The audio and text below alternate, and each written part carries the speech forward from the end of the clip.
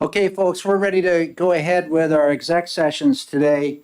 We have 5 bills on the docket: 773, 739, 563, 675, and 115.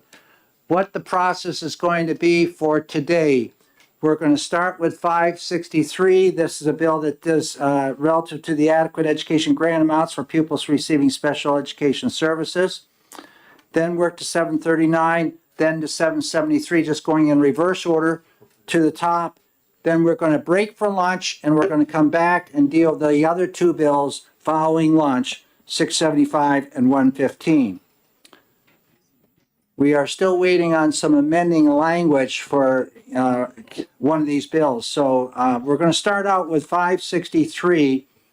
So I'm going to open up the executive session on 563 right now. And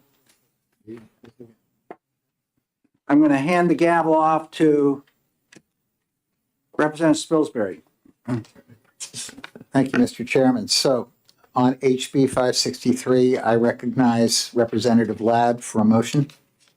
Thank you very much, Representative Spilsbury. I would like to recommend OTP on 563.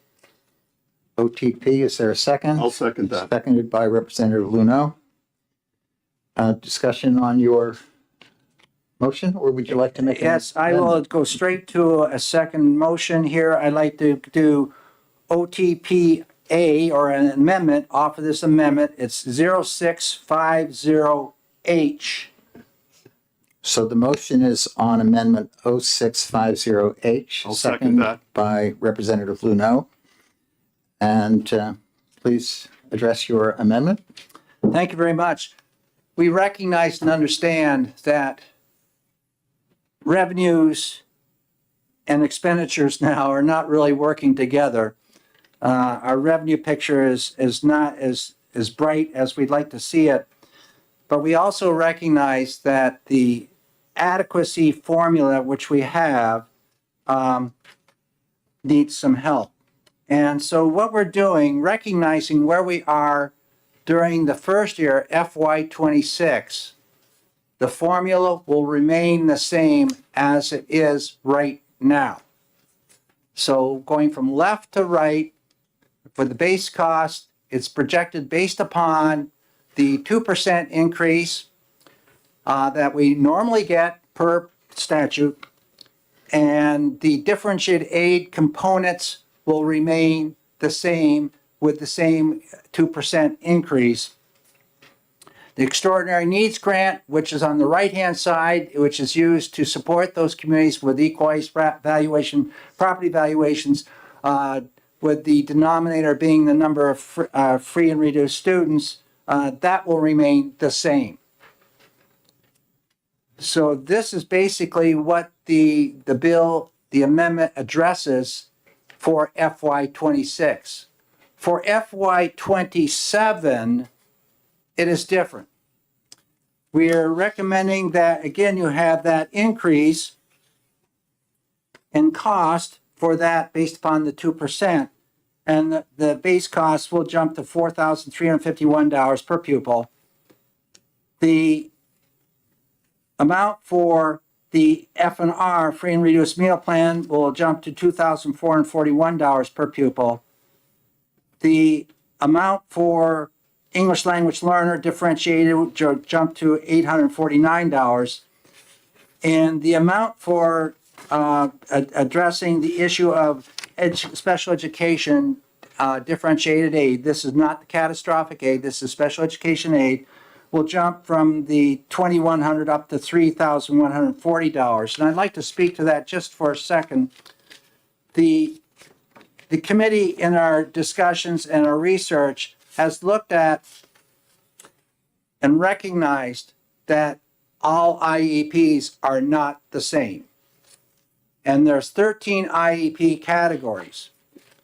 And we've looked at those categories and tried to figure out and get information that is pretty much not available to us from the department at this time. But how do we understand that, for example, to provide services in the area of autism is going to be more costly than that of a student that's in another IEP category, and there's 13 of them, as I've mentioned. So what we did is we went and we've looked at caseloads that are recommended by national organizations and come as close as we can and developed a formula based upon caseloads to provide that service for that IEP, the number of students in the state that have that identifying caseload or IEP disability, and figured out the number of teachers that are necessary to provide services, let's say in the first category, which is autism.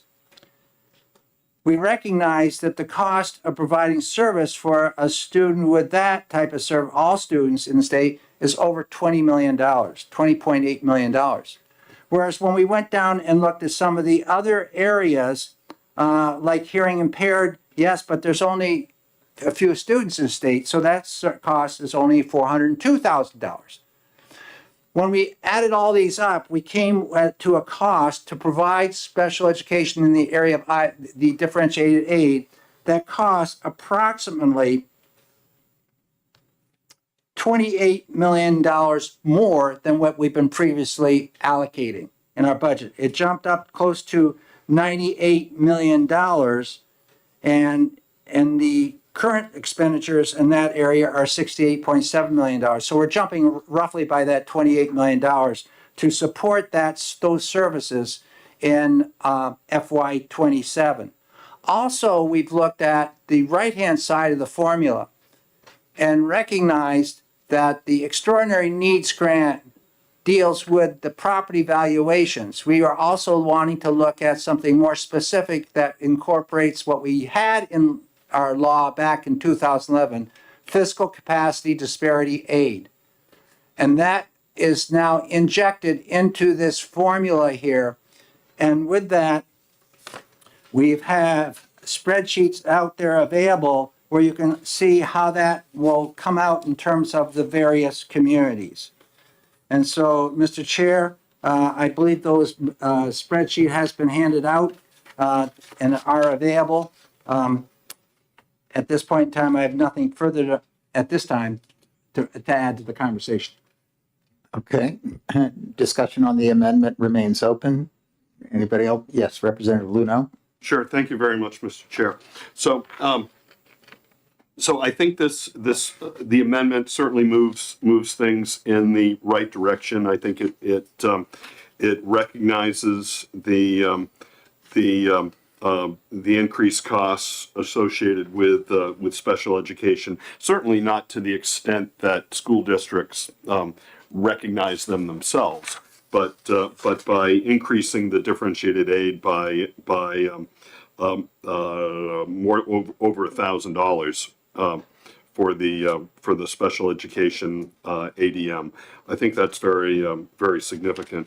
Also, the introduction of fiscal capacity disparity aid as its own separate and unique characteristic or grant is really important because it doesn't conflate two different things like the extraordinary needs grant does, access to resources and number of students coming from low income backgrounds. It treats them as separate. Yes. As separate factors. So I think that's very important. I also think going through this exercise certainly shows, because it's a little bit different than what we had talked about earlier last week, about breaking up the extraordinary needs grant, but because the extraordinary needs grant came in along with a hold harmless in an effort to replace stabilization, there's certainly a complexity to that grant. And I hope that's something this committee will continue to to look at. But I do support the amendment. I do think it moves us in the right direction. I hope the committee sees that too. Okay, thank you for your comments. Representative Ames?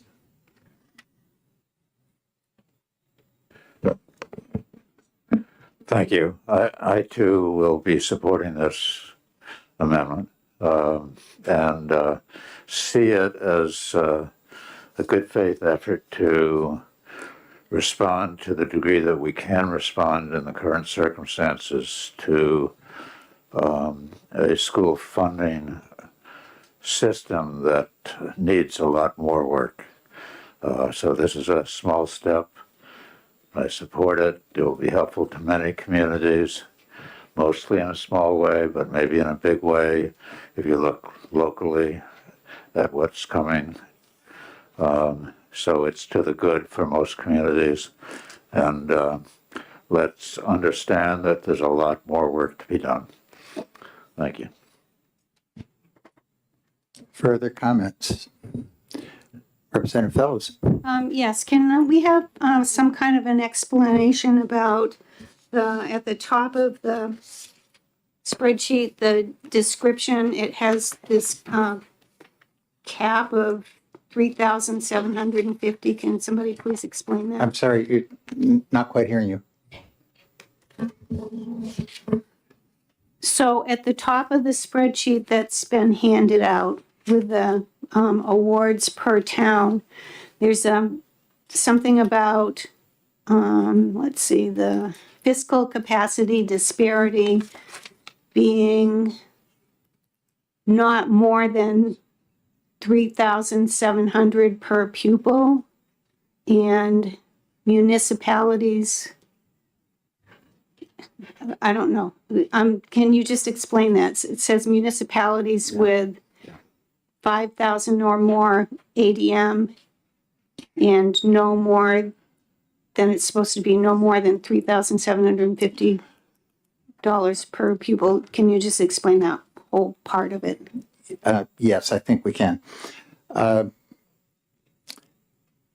just like to preface what I'm about to say. I certainly want to be on the record as saying that the reinstatement of fiscal capacity disparity aid through this bill as amended is, in my estimation, a critical element for property poor towns, which I have the honor of representing.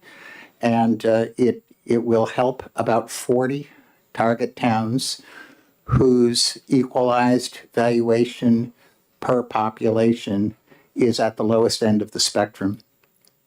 So to do that, there are a couple of limitations, okay? And the limitation of municipalities with 5,000 plus ADMR has to do with the skewed way in which the Extraordinary Needs Grant shifted an extraordinarily large amount of money towards Nashua and Manchester 2 years ago, and it partially corrects that.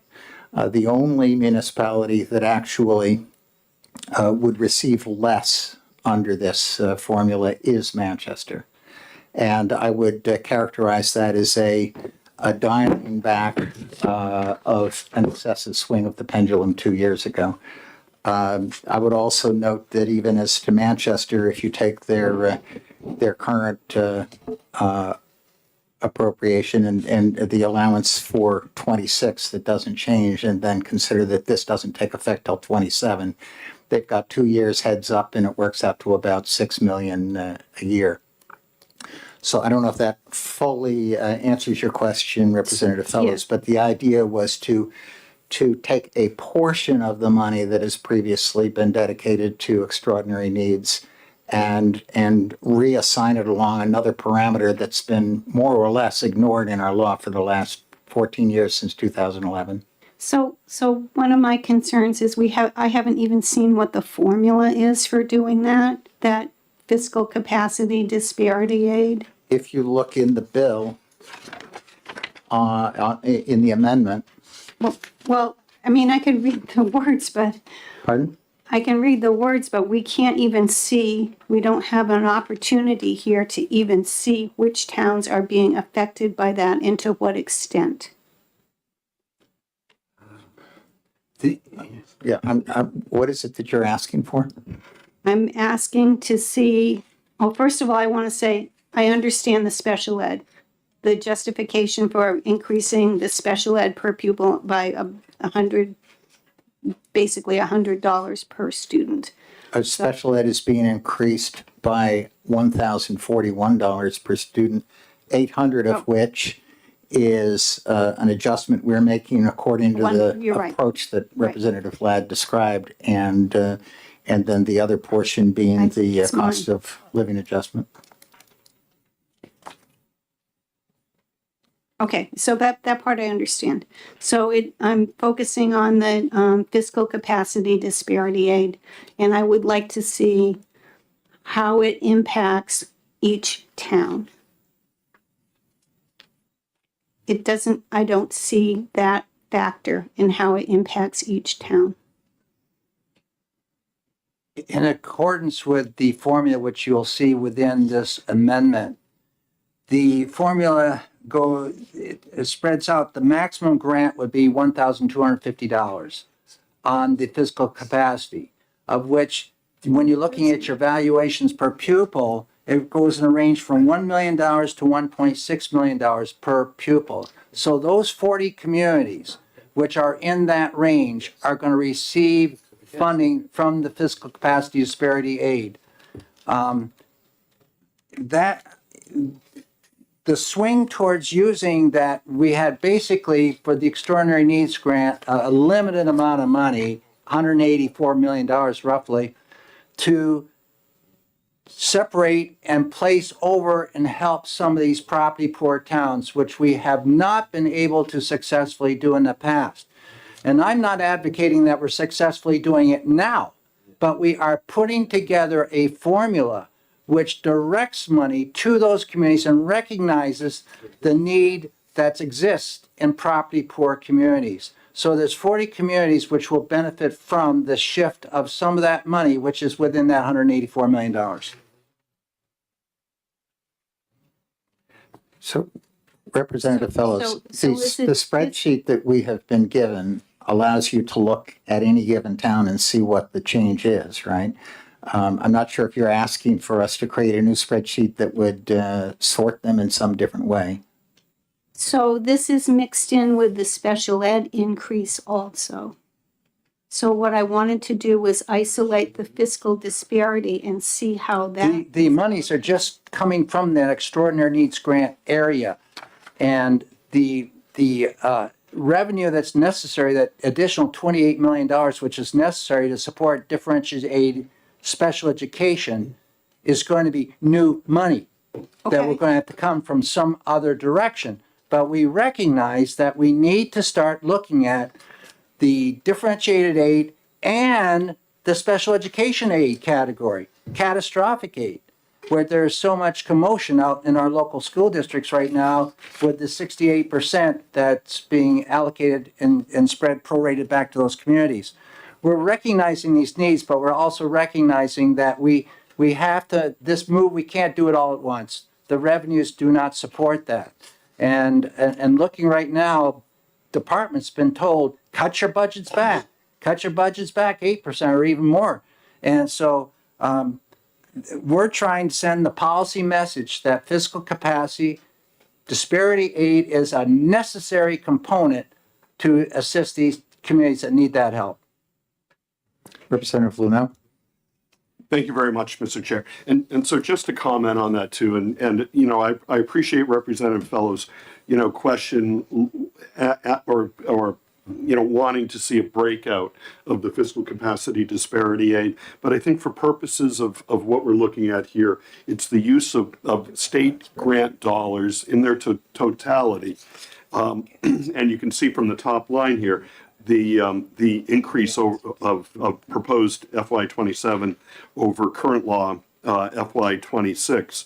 When we count up all of the proposed FY27, the total number of communities that benefit.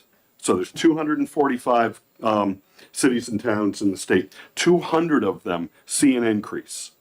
45 see a decrease, including Manchester.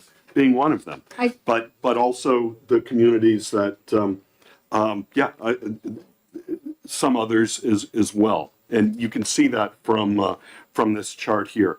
But I think what it does demonstrate is the strong recognition that not just the 40 that benefit from fiscal capacity disparity aid, but 200 communities are benefiting from this change in the formula. Well, of course, because they all have special ed, and so they're all gonna get that extra, what, how much? $1,000?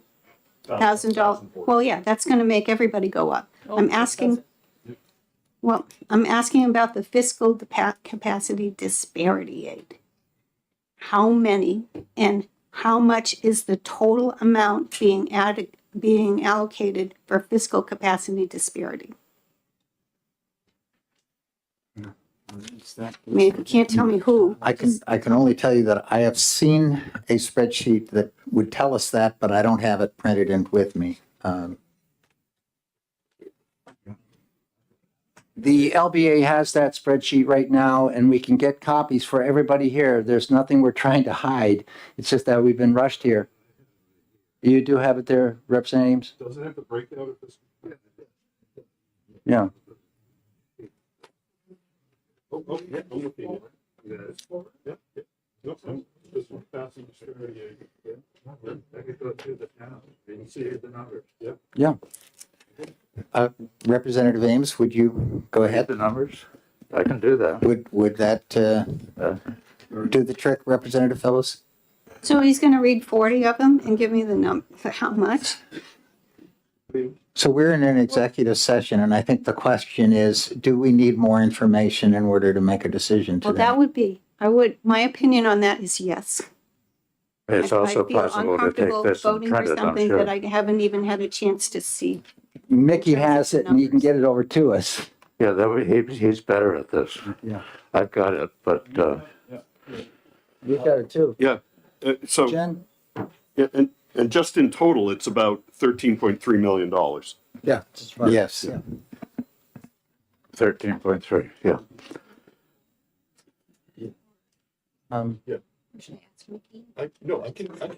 Well, you might give him a call too, to find out if he's printing them right now, because they're probably listening. So give Mickey. Okay, so everyone stand by for the moment. We're trying to see if we can get this printed.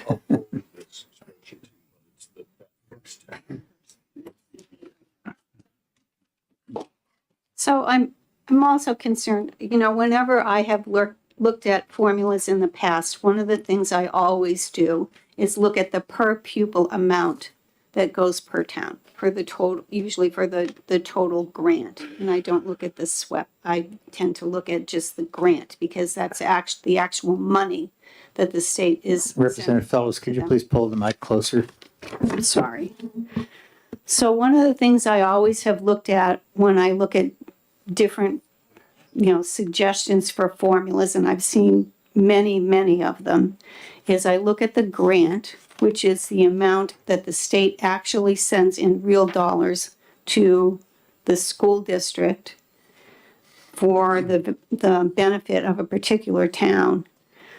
And I look at the per pupil amount, so because that's a way to compare one town to the other. And I think that given how important this is, I'm very frustrated with the fact that we're not having an opportunity because of lack of time, I realize, to do that.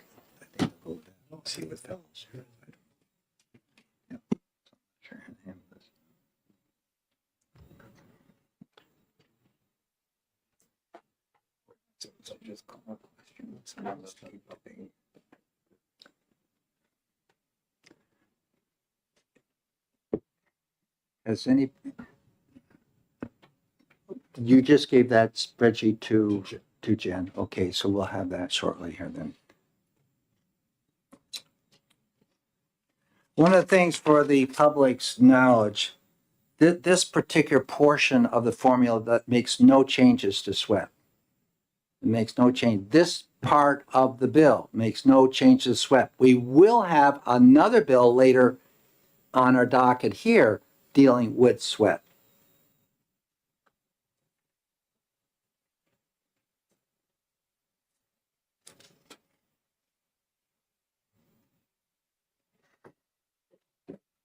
Shall we take a recess?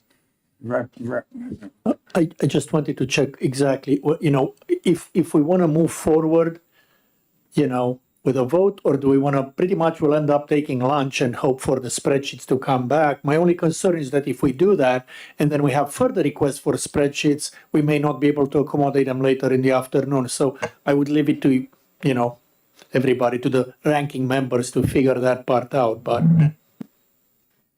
I want to remind everybody that we are a combination policy / funding committee, and that we are proposing here a process, a formula, which will be sent on to Division 2. And they will be looking in depth at more spreadsheets than we are going to have time to do here. We do have one that's coming, but as far as spending more time on the spreadsheets, I don't think we should. I think we need to get moving forward here with this bill. Given the types of revenues we're dealing with, I don't know of any other way that's going to really be able to allocate these dollars, limited dollars we have, much better than what we've got in front of us right now. And I'm not saying it's the end all. It's certainly not the end all. But as we've said, it's on the path that we want to be on. Okay, so I think that the comments just made, lead in the direction that we know what the bill does. We know what its general intent is. It's more or less status quo funding with two significant changes. The one significant change is a significant bump up. That's a result of a different methodology for looking at the special ed allowance that results, as Representative Fellows said, a benefit of over $1,000 per special ed student throughout the entire state, regardless of their district.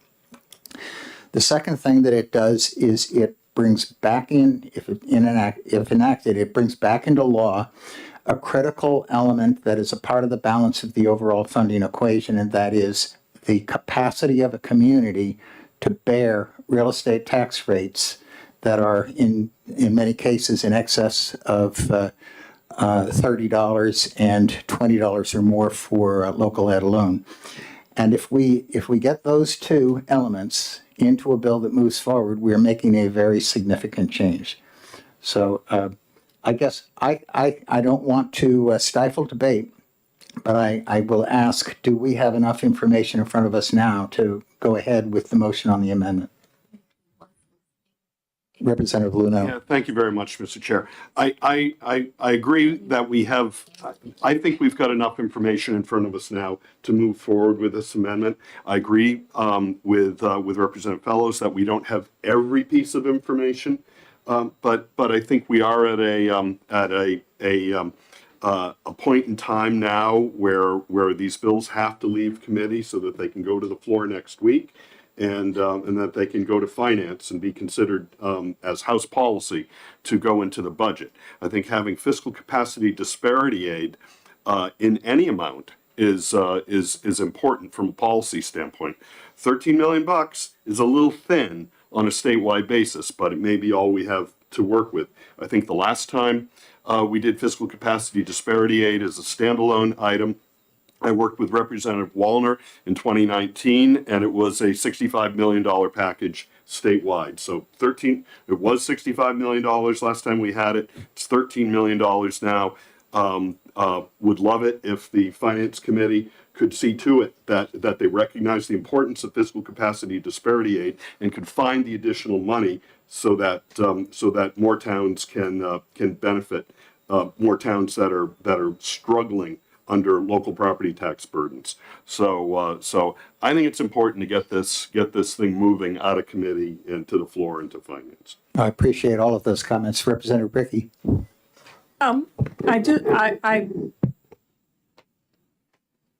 It's hard for me to, thank you for recognizing me, I'm sorry.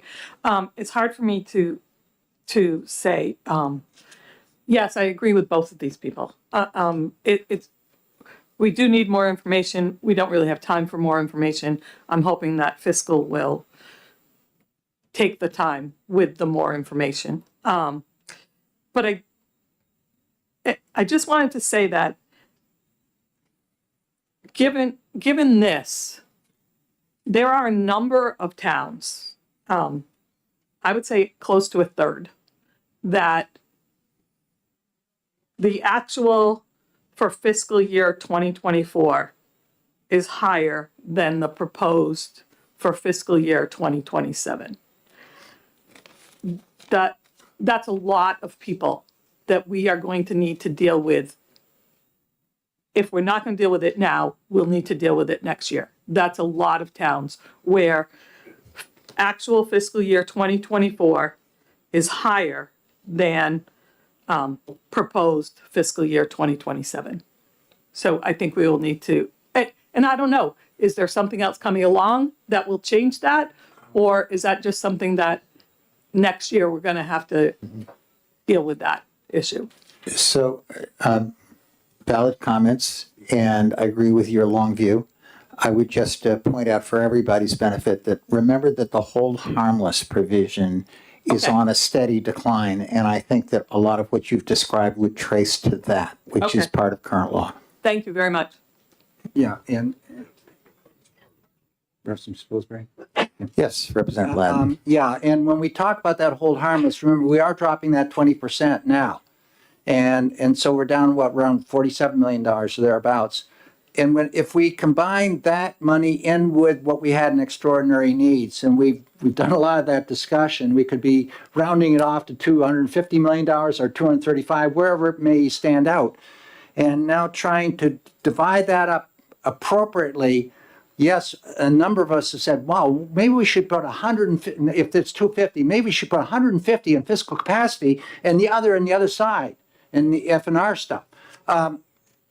It's just a matter of where you push it. You know, the balloon is going to, it's just that old story. So, but we've also, when FY24, you're talking about a different population too than you are right now. The enrollments are dropping in many of these districts. Some districts are maintaining, I agree. But overall, our population in the state is declining, elementary K through 12. So there's a lot of issues associated with. Now, I do know that spreadsheet is being run off right now. And I don't want people to believe that we're pushing something through here without you having the opportunity to see a spreadsheet. I'd sit here 5 more minutes before those spreadsheets arrive so everybody can have a good, healthy look and see how these towns shape up. But what we've done here, this bill has really been done with folks on both sides of the aisle coming together and saying, with the dollar we have, how can we best do this? And that's where we are.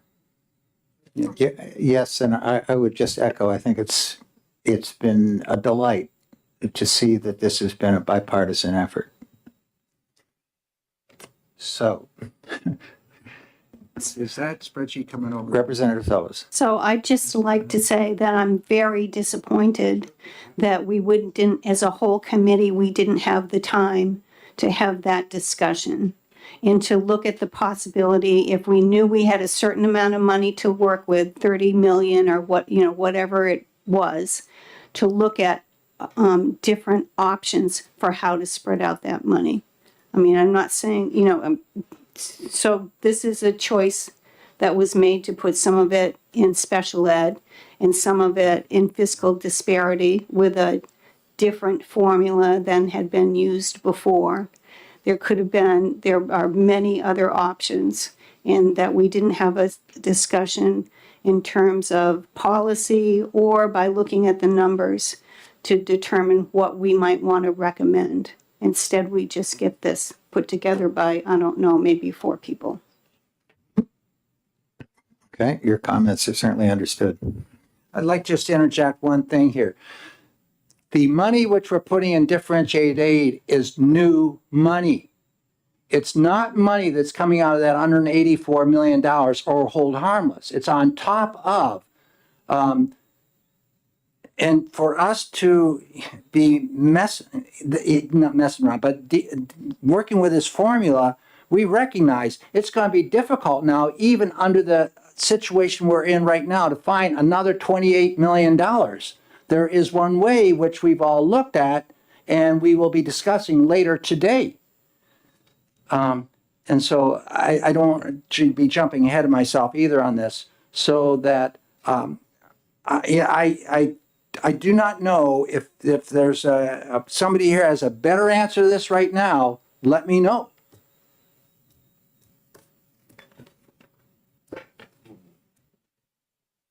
Further comments? Okay, then I believe we'll now move to a vote on the amendment.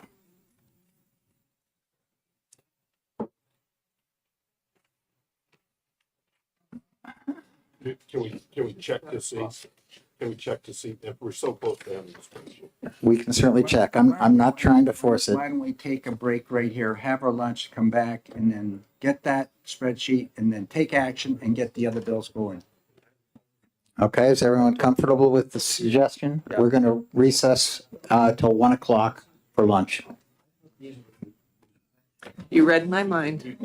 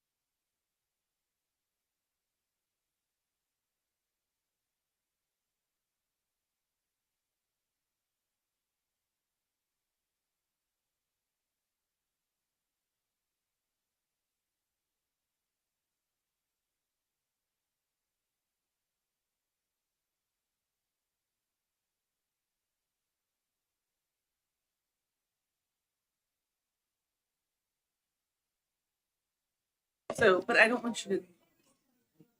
You unplugged everything, right? Yeah, I don't want us to get reported because we're still. We're.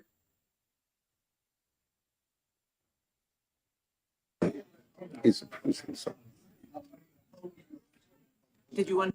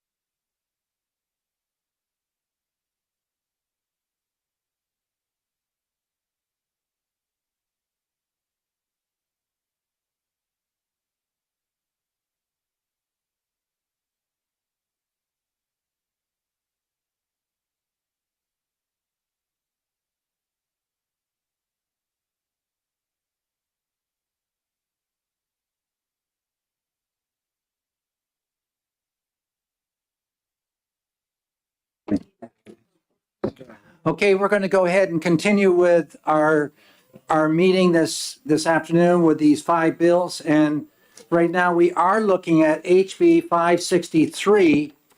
And there has been a spreadsheet passed out so everybody can take a gander at that. And then what I'm going to do right now, I'm going to pass this back to Representative Spilsbury, who was chairing that for me, seeing that I had introduced this particular bill. Thank you. Okay. Does everybody have their eye on the spreadsheet? Okay. I'm going to just allow for a little bit of silence if you want to look at it for a few minutes, and the first person who wants to be recognized, show me with your hand.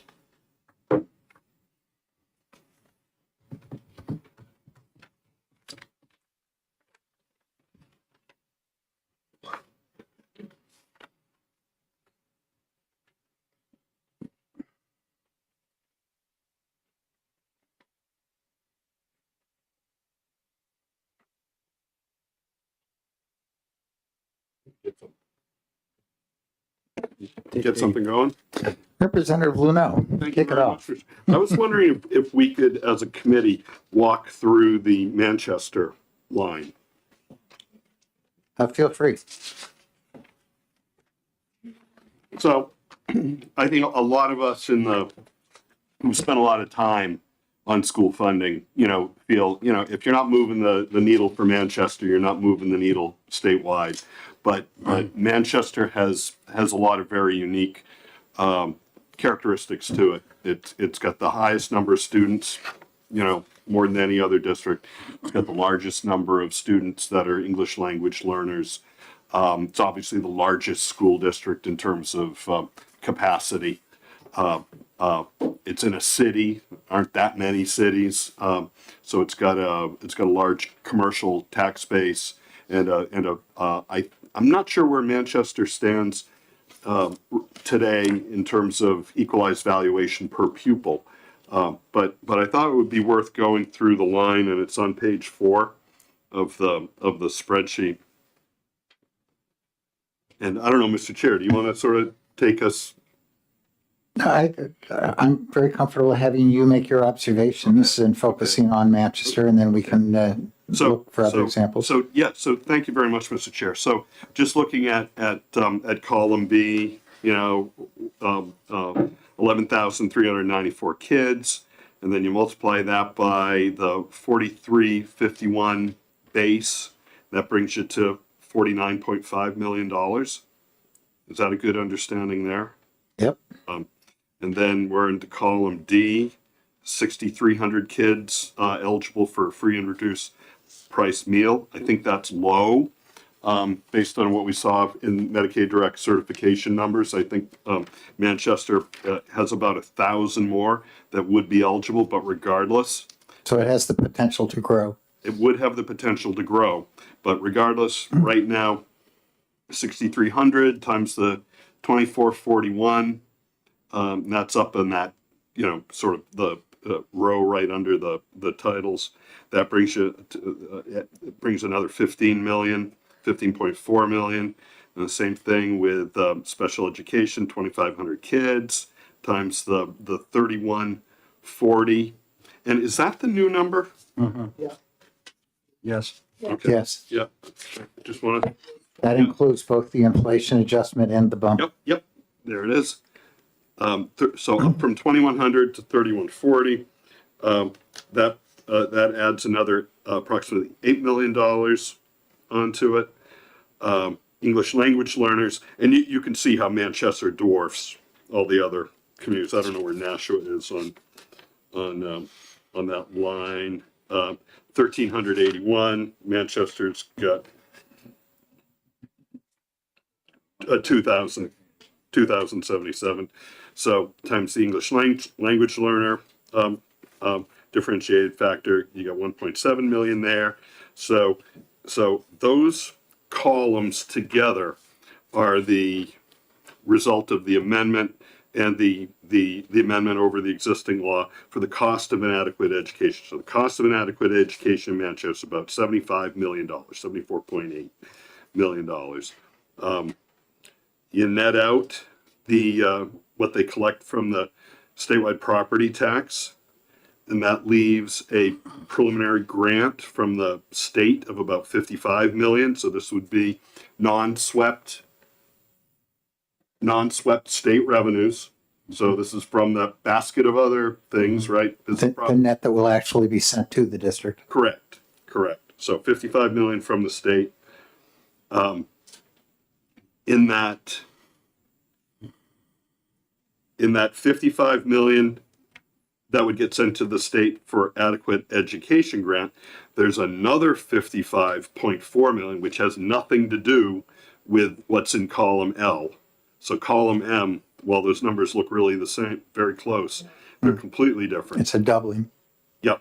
And so column M is the extraordinary needs grant. So this is a grant that begins at $11.5 thousand per student for equalized property value per pupil in a fairly large range, because now not equalized value per pupil, equalized value per free and reduced price meal pupil. Did I get that right? $11,730 per. Yeah. Yeah. And so that comes out to $55.4 million. So that's targeted. Notice how Manchester doesn't get any of the fiscal capacity disparity aid, which is in column N, and that's because Manchester does have a lot of property value. It has more than the median, property value, which I think is what the 1 million to 1.6 million range was looking to capture.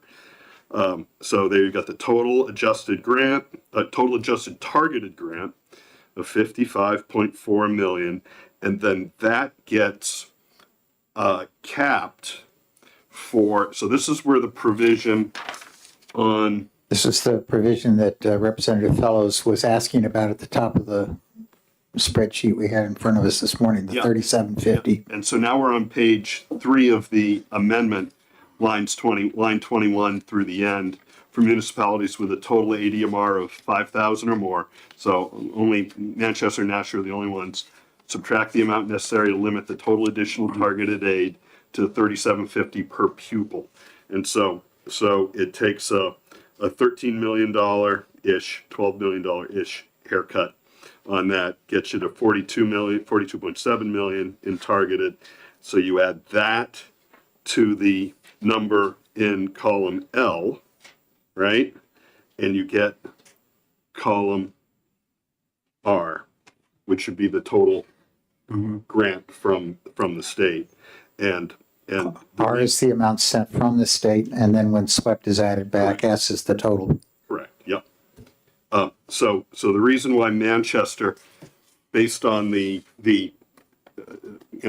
comparison sheet we saw this morning, current law FY26, proposed formula FY27, you saw the grant go down by about $10 million, and that is largely attributed to the reduction to their extraordinary needs grant, and it's not that full amount because obviously they received additional dollars through the special education increase.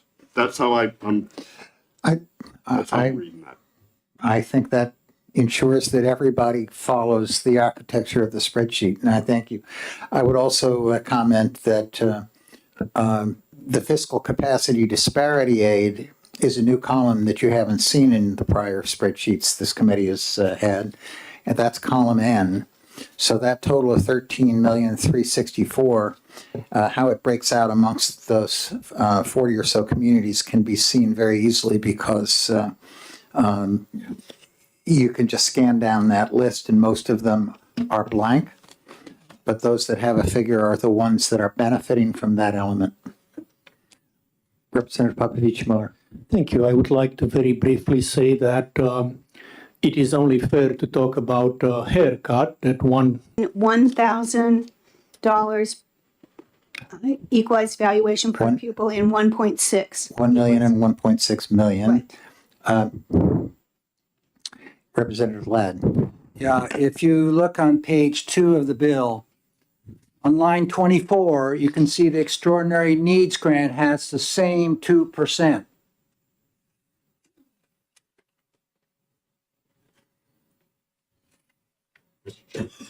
So Representative Luno. Just on on this thread though, I think Representative Fellows makes a good point that the floor and the ceiling for that EVPP range. I'm just catching Are dynamic. this as well. So on line 10 and 11, instead of simply saying the maximum grant shall be increased by 2%, the wording is the grant floor, the grant ceiling, and the maximum grant shall be increased. So I think that's what you're getting at, right? Where are we? Well, no, that's not what I was getting at. Okay. That I think for the purposes of right now and the purposes of a 2-year budget, that we can probably work within that, but it should be looked at again in 2 years to be recalibrated to that median point and that starting point, because you might find that Berlin goes from $1 million EVPP to 1.2, and so back in 2019, when Representative Ladd and I had designed a similar project, we looked at the range was $600,000 to it was either $1 million or 1.1 million. It was something like that. Exactly. So each iteration of the fiscal capacity disparity aid has taken account of those correct. increases. And I think it's fair to say that 2 years from now, the legislature will be looking at this again. So I guess the suggestion is we don't need to get hung up on it. 2 weeks from now. If I may.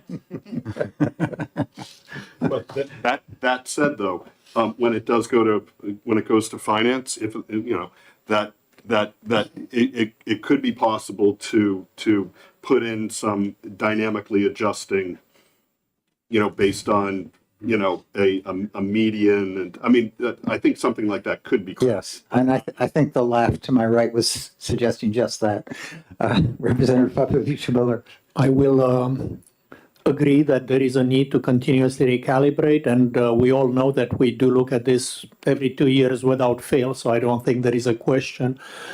I would say that if you ask me to come up with a way to figure out how to automatically recalibrate it in the text of the law so we don't have to do it manually, I could not come up with something like that with any degree of confidence. So I think while we will look at everything in the next part of the process, I would still expect that the legislature will keep tuning and figuring out what happens, because I don't know of any way to anticipate in a text of law everything that may happen in terms of property values disparities, evolutions in various parts of the state. So it's a guideline which needs to be continuously retweaked, and we will continue to do that to the best of our abilities. And I would just say, speaking personally, that I've seen 3 or 4 different iterations of the formula in the last 10 days. And each one has a different outcome for my community. That's not as important to me as getting this back into law and getting this mechanism to be a core part of the formula. So, Representative yeah, I Phelps. would just like to add for that, Representative Popovich's comment that I can, right off the top of my head, think of one way to recalibrate that. You just use the median or the average to start with, and then say go some percent up and some percent down. Okay, good future thought. Representative Damon? So this is possibly right in front of my nose, but column O and P, the total additional targeted aid and the adjusted total targeted aid are 13,000 difference in the total, 13 million. Did I overlook where that is? Because I didn't find it in the. It's this. So it's just the Manchester Just difference. that's the only Thank you. place. It was, in fact, right in front of my nose. Okay.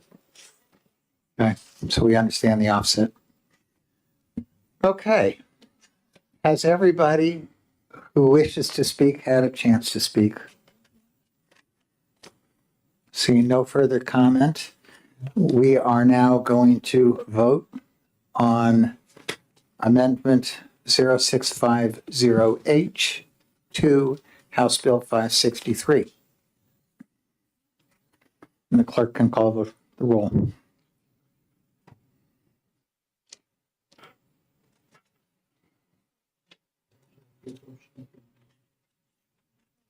Chairman Spilsbury, Yes. Representative McGuire, Yes. Representative Erf, Yes. Representative Dry, Yes. Representative Colcom, Yes. Representative Popovich, Yes. Representative Brown, yes. Representative Mahegan, Yes. Representative Peoples, Yes. Representative Luno, Yes. Representative Ames, Yes. Representative Burton, Yes. Representative Fellows, Yes. Representative Damon, Yes. Representative Bricky, Yes. Representative Chrétien, Yes. Representative Weinstein, Yes. Chairman Ladd, Yes. 18 yay, 0 nay. 18 yay, 0 nay. So the amendment passes, and we now can move to a new motion.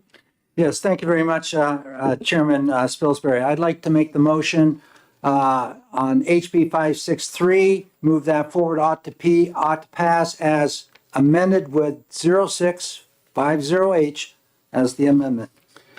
I'll second that. Seconded by Representative Luneau. So the motion is OTPA on HB 563, inclusive of Amendment 0650H.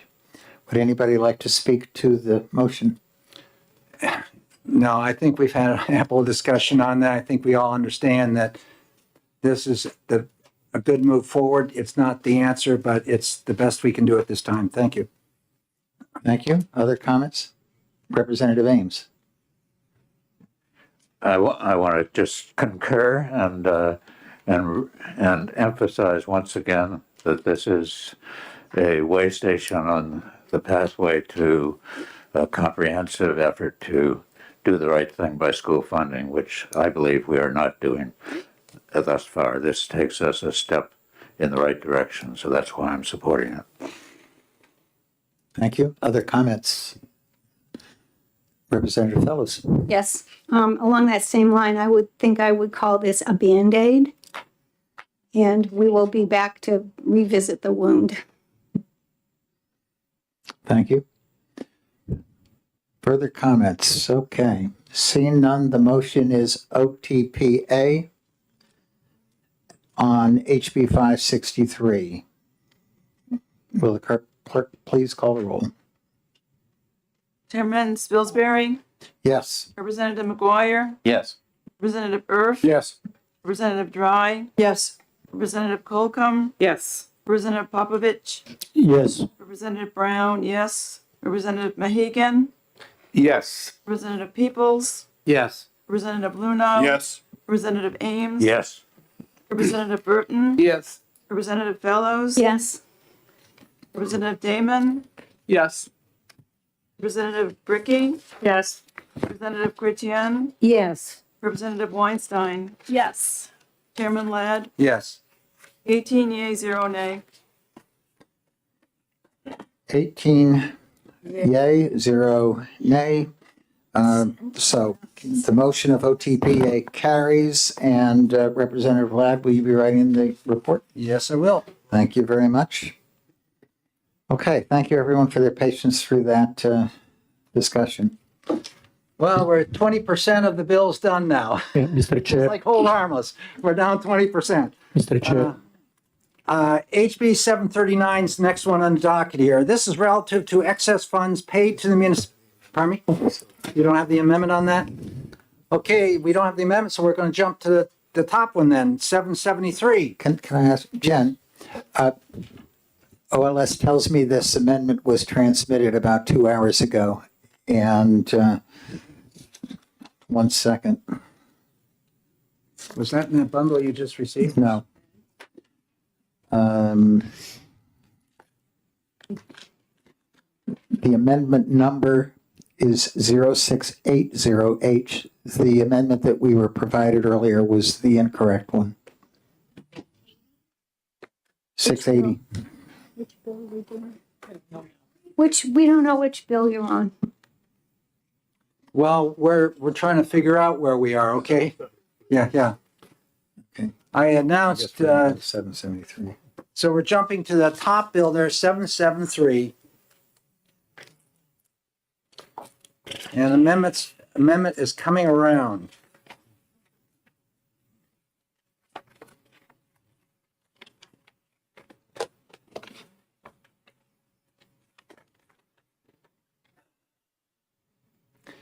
Okay, 773 is a bill relative to the aid to school districts for costs of special education. Our old catastrophic aid discussion.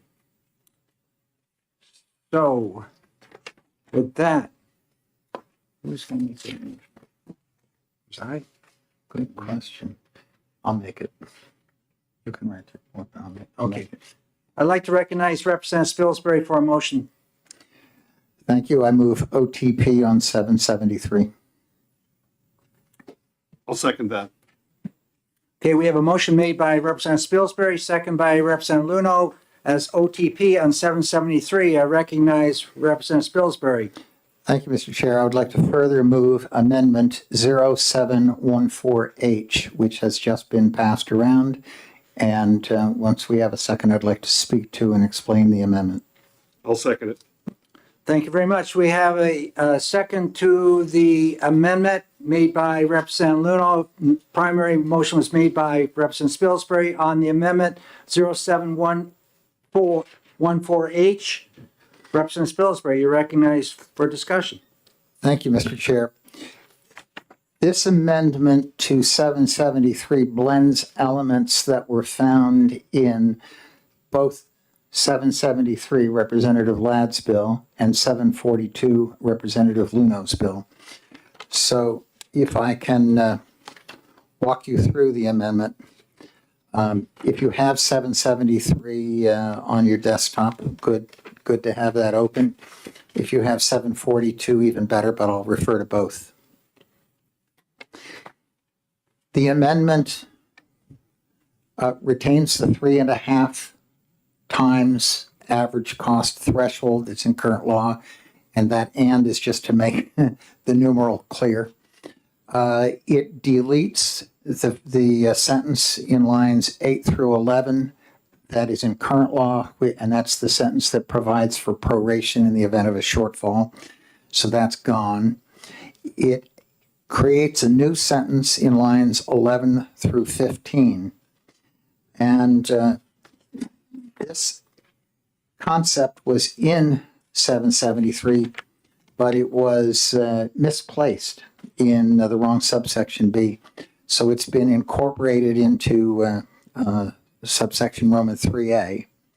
And it's also been changed from the figure in 773 was 85%. This is 80%. Now, obviously, the idea is to have an appropriation each year that fully funds the commitments made in the formula for catastrophic aid. But in the event of a shortfall, this basically places a floor of 80% and says the state will back up at least to 80%. If there's adequate money in the appropriation, then it could be 100%. This just sets a floor. So it moves away from the elimination of proration entirely, and there could therefore be a proration if the appropriation fell short down towards the 80% level. And so now on page 2, the new language found in lines 9 through 19 is directly taken from Representative Luno's bill, slight wording adjustments from 742, and that in turn comes out of the EFA statute. So it provides the same process as for the EFAs. If there's a shortfall, we go to the governor goes to the Education Trust Fund. If the Education Trust Fund is at 0, then further goes to the general fund. So this is to backstop the 80% commitment. So I think it's been well-coordinated, cooperative effort with Representative Luno to take the two parts of the bill and blend them. Thank you very much. Representative Luno, do you have any further discussion? You know, I think the intent of this is right on. I would certainly have liked to see a higher proration floor, but 80 is higher than 0. The floor right now is 0, and so that's the reason I'd support it. I'm just looking at how in section 1 we use we've got the word appropriation, which was not in the 742 bill. We only used a draw off the Education Trust Fund. And then you've got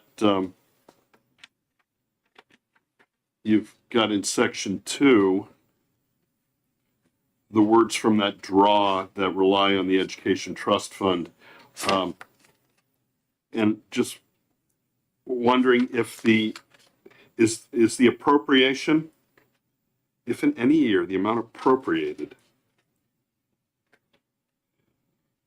is what's being referred, I guess it's a question, what's being referred to on page 1, line 11, the amount appropriated, is that the same as what's talked about on page 2, line 10?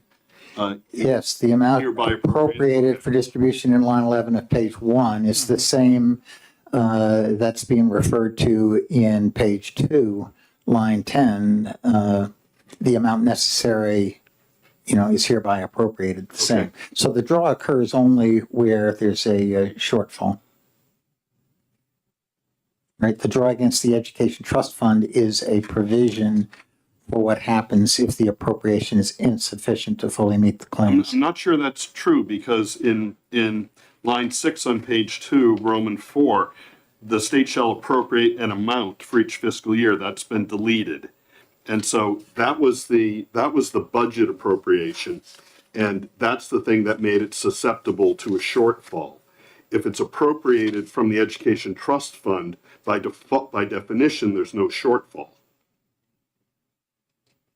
I think, because of the way the ETF is. Yes, Representative McGuire? Thank you. So I think in the section language makes it clear, because both of these things are in RSA 186-C:18. So they both apply to the same section, and they both say the amount for this aid, right? So I think it's pretty clear that they're the same. Further discussion? Representative Dulles? So I just had a question about a warrant. The governor's, if it's appropriate, things that are, does it need to be appropriated to the Department of Education via a warrant? So if Matt, Yes, go ahead. let's say an appropriation of $50 million is made. And let's say claims come in at $80 million. So the appropriation is less than 80%. Right? So the appropriation is funding the first 50 million. And the warrant drawn against the Education Trust Fund makes up the gap from there to the 80% promise.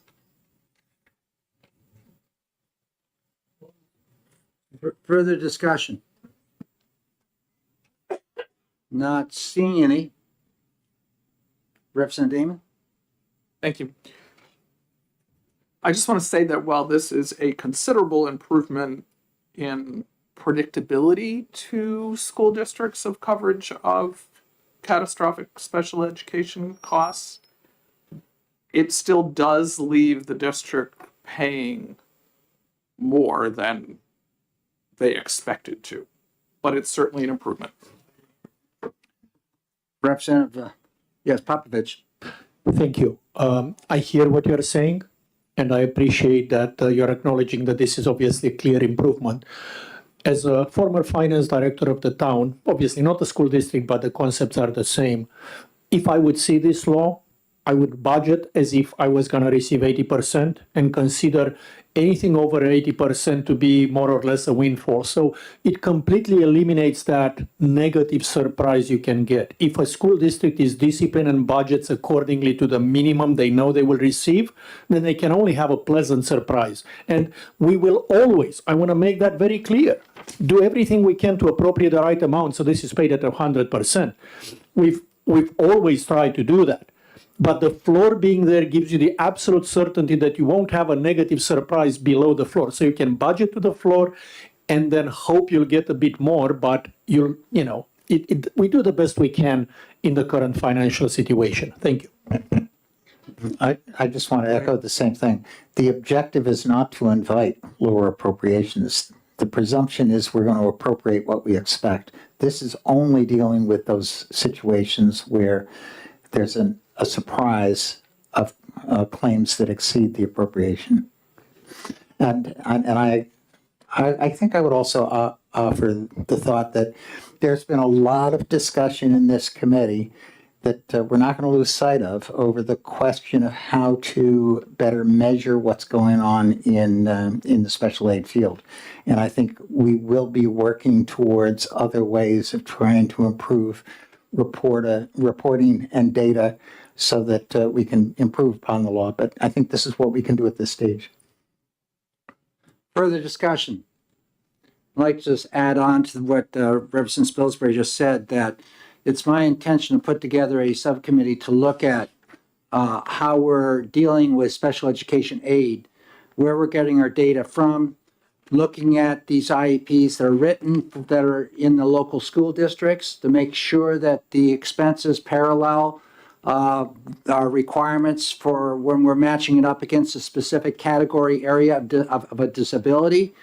That we also ensure that that we can not fall into this pitfall that we're in right now, where we're having 68% proration rate, where districts, this is the number one issue that I've heard from my communities, is we're getting hammered on this one.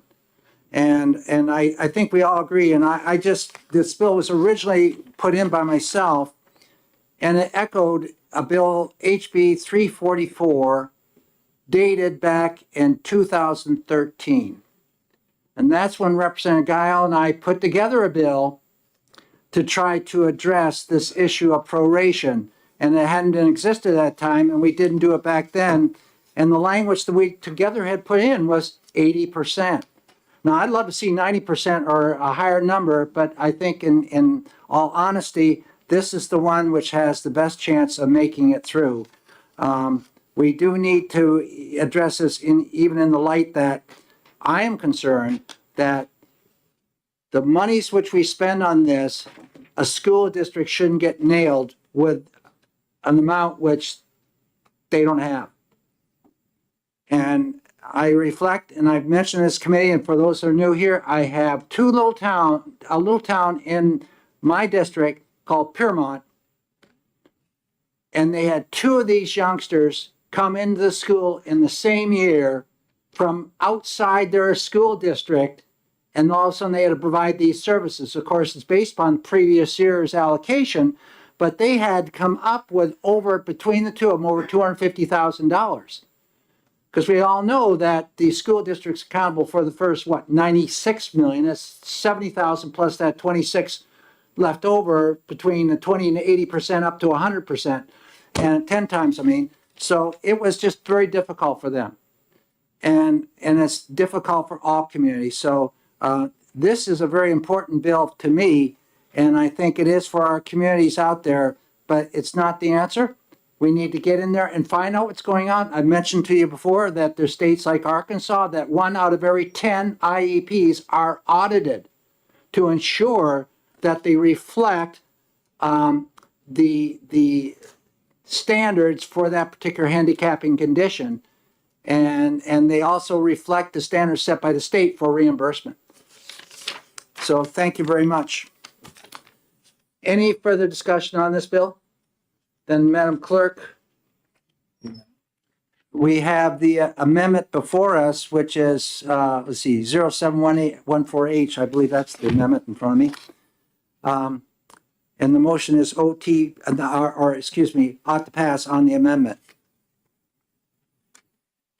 for 773. Representative Spilsbury, Yes. Representative McGuire, Yes. Representative Earth, Yes. Representative Dryer, yes. Representative Holcomb, Yes. Representative Popovich, Yes. Representative Brown, yes. Representative Mahegan, Yes. Representative Peoples, Yes. Representative Bluno, Yes. Representative Ames. Yes. Representative Burton, Yes. Representative Fellows. Yes. Representative Damon, Yes. Representative Bricky, Yes. Representative Chrétien, Yes. Representative Weinstein, Yes. Chairman Ladd, Yes. 18 yea, 0 nay. Okay. I'm chair. I'm the DOTPA. Do you want that motion or do you want me to make, or me to pass the gavel on? Okay. I'd like to recognize Representative Spilsbury for a motion. So I move OTPA on HB 773 as amended by Amendment 0714H. Is there a second? Second. The motion's been made by Representative Spilsbury and second by Representative Damon. And the motion made is OTP, A for HB 773. Further discussion? Not seeing any? Madam Clerk, call the roll. Representative Spilsbury, Yes. Representative McGuire, Yes. Representative Earth, Yes. Representative Dry, yes. Representative Holcomb, Yes. Representative Popovich, Yes. Representative Brown, yes. Representative Mahegan, Yes. Representative Peoples, Yes. Representative Bluno, Yes. Representative Ames, Yes. Representative Burton, Yes. Representative Fellows, Yes. Representative Damon, Yes. Representative Bricky, Yes. Representative Chrétien, Yes. Representative Weinstein, Yes. Chairman Ladd, Yes. 18 yea, 0 nay. I'll do the blurb for you. Okay, the next bill we have in front of us is HB 739. Okay, okay. It's relative to excess funds paid to municipalities for the use of school districts. Yeah. Okay, I look to Representative Spilsbury for a motion. Thank you, Mr. Chair. I move OTP on HB 739. Second that. Okay, we have a motion that's been made by Representative Spilsbury, OTP, and second by Representative Luno. Representative Spilsbury, do you have any further discussion? Thank you very much, Mr. Chair. We're passing out an amendment right now that Did it go that way? it has gone this way, yes. Oh, it did. Yes.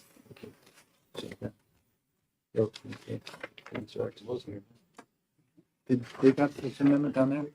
Okay. Hasn't reached every desk yet, right? Oh, okay. Let me wait.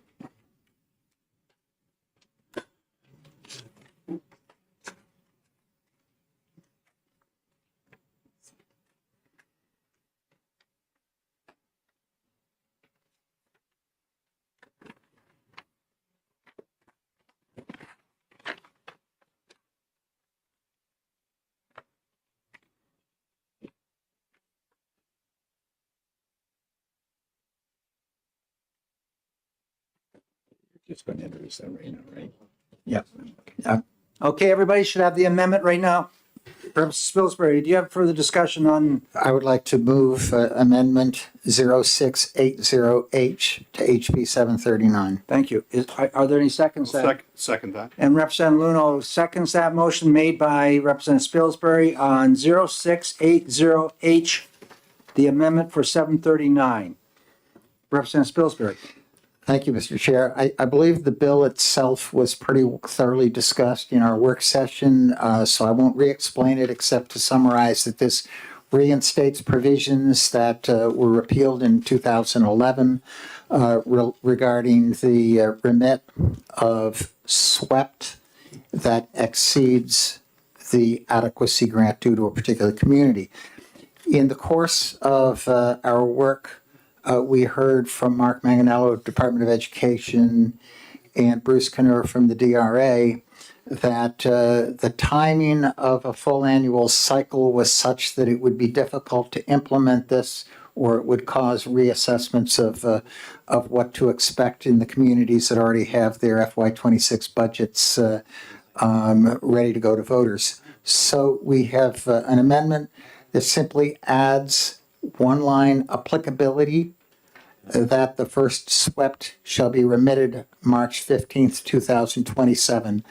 So the bill takes effect July 1st, 2025, but the obligation to remit the excess SWEPT amount is deferred to FY27 and would have to occur by March 15th, 27.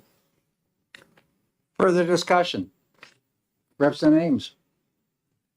I just think it's important to make clear what Representative Spilsbury really has made clear, but I want to underscore that we're delaying this, the effective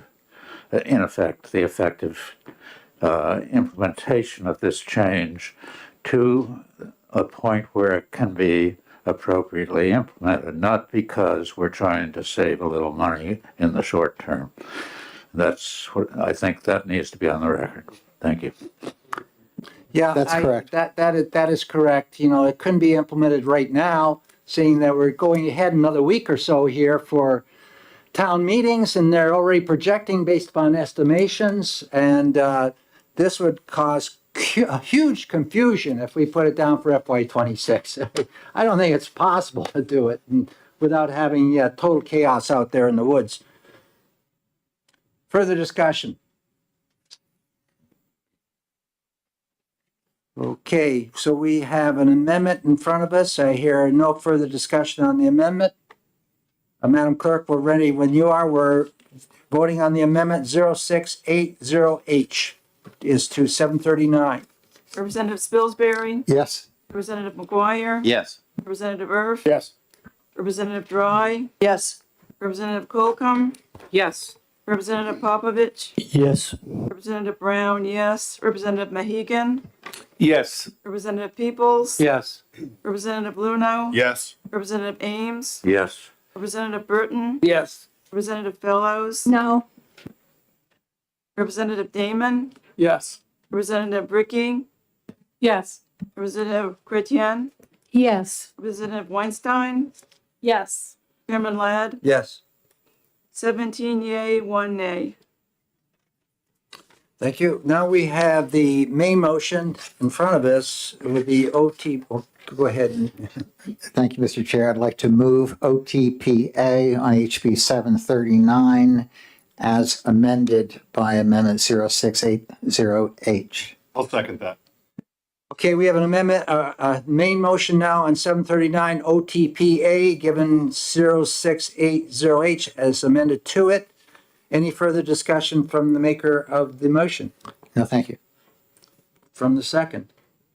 It addresses, I think, the one concern I had with the underlying bill. Any further discussion? If you all look at and recall, we had discussed in a previous bill, increasing special education differentiated aid in the amount of $28 million. That's what your excess is. Further discussion? Not hearing any. Madam Clerk, would you please call the roll? Representative Spilsbury, Yes? Representative McGuire, Yes. Representative Irv, Yes. Representative Dry, Yes. Representative Colcom, Yes. Representative Popovich, Yes. Representative Brown, yes. Representative Mahegan, Yes. Representative Peoples, Yes. Representative Luno, Yes. Representative Ames, Yes.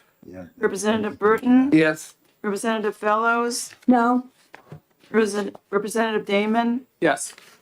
Representative Bricky, Yes. Representative Chrétien, Yes. Representative Weinstein, Yes. Chairman Ladd, Yes. 17 yea and 1 nay. Thank you very much. Going on to the next bill, HB 6, pardon me? Oh, yeah. Is there a minority report? Representative Fellows, you will write that? Okay, by tomorrow noon at the very, very latest. In fact, it needs to be lower because I got to review it. And Jennifer Ford wants it at noon. So it has to be by at least 10 o'clock tomorrow morning so I can look at it. Okay, good. And the same thing for any other reports that are due today. So the minority motion is, yeah, The minority motion is ITL, correct? Yes, it must be. Yes, it will be. Yeah, yes, okay. okay. Okay, we're on 675. This bill is increasing the total revenue raised under the statewide education property tax, requiring municipalities to remit excess statewide education property tax payments to the Department of Revenue Administration, limiting the authority of school districts to make certain appropriations, and increasing base adequacy costs per pupil relative to universal eligibility for education freedom account program. Oh, excuse me, I jumped down the line. I was just adding it all right in there. Limiting the authority of school districts to make certain appropriations, increasing base adequacy costs per pupil. Alrighty. Look to Representative McGuire for a motion. Thank you, Mr. Chairman. I'd like to move ought to pass and with amendment. Well, let's do the ought to pass first. Okay.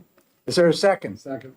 Okay, we have motion brought forward by Representative McGuire, second by Representative Erf, OTP on 675. Representative McGuire, you're recognized for discussion. Can I make my motion? Yes, you may. Oh, all right. I'd like to move amendment 2025-0548H. It's the one we had last week. This was passed out the last time we met.